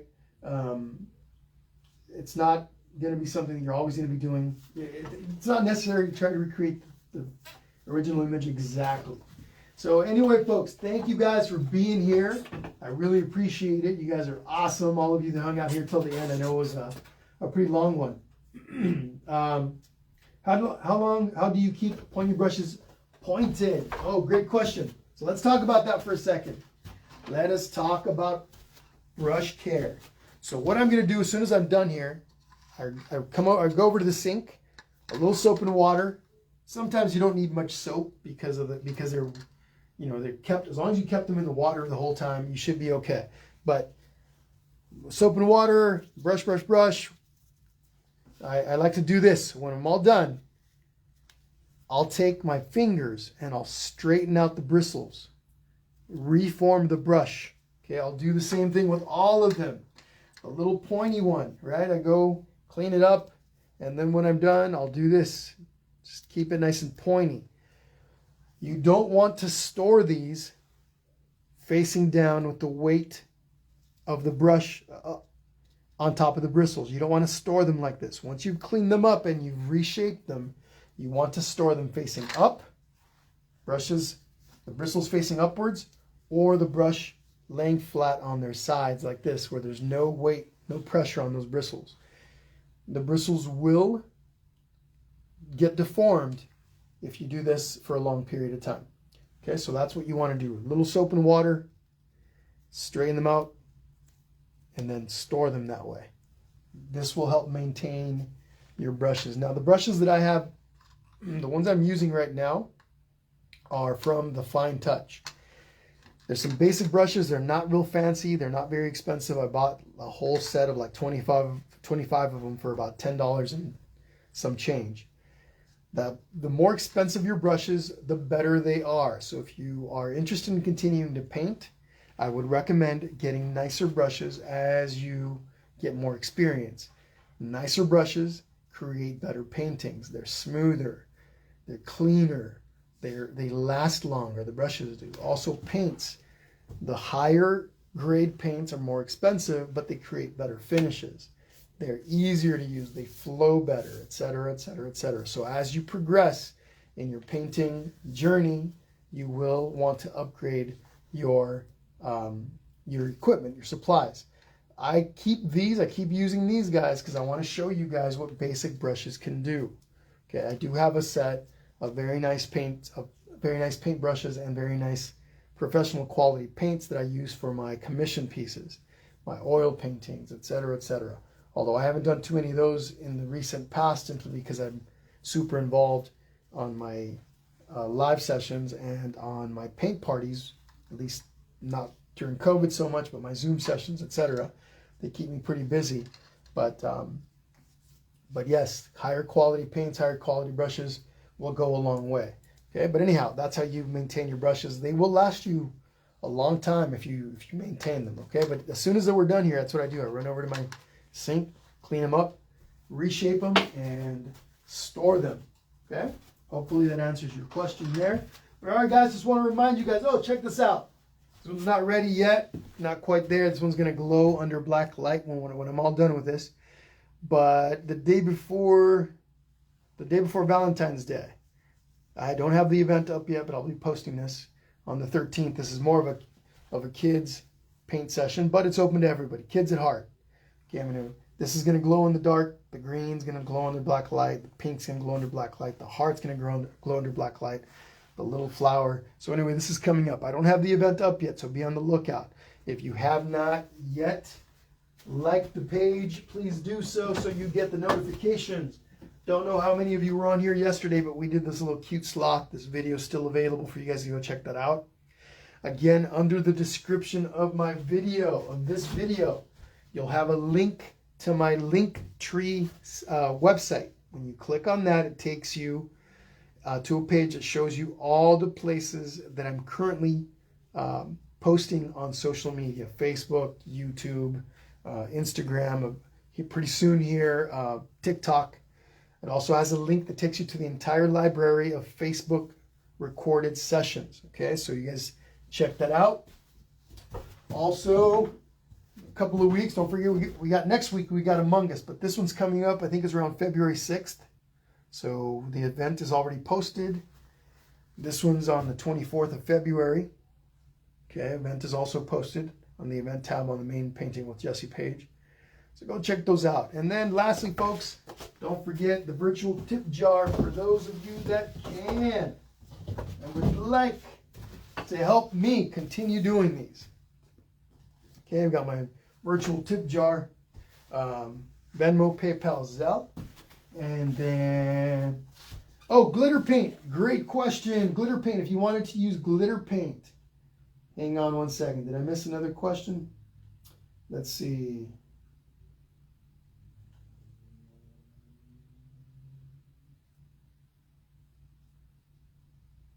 Let's see.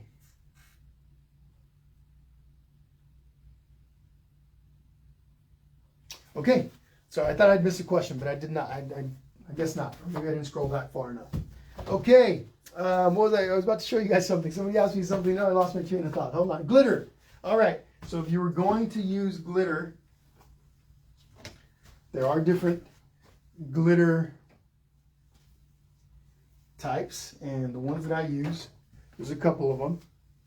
There's this glitterific brand from Deco Art, and then Galaxy Glitter from Deco Art, and there's another one. My favorite one to use is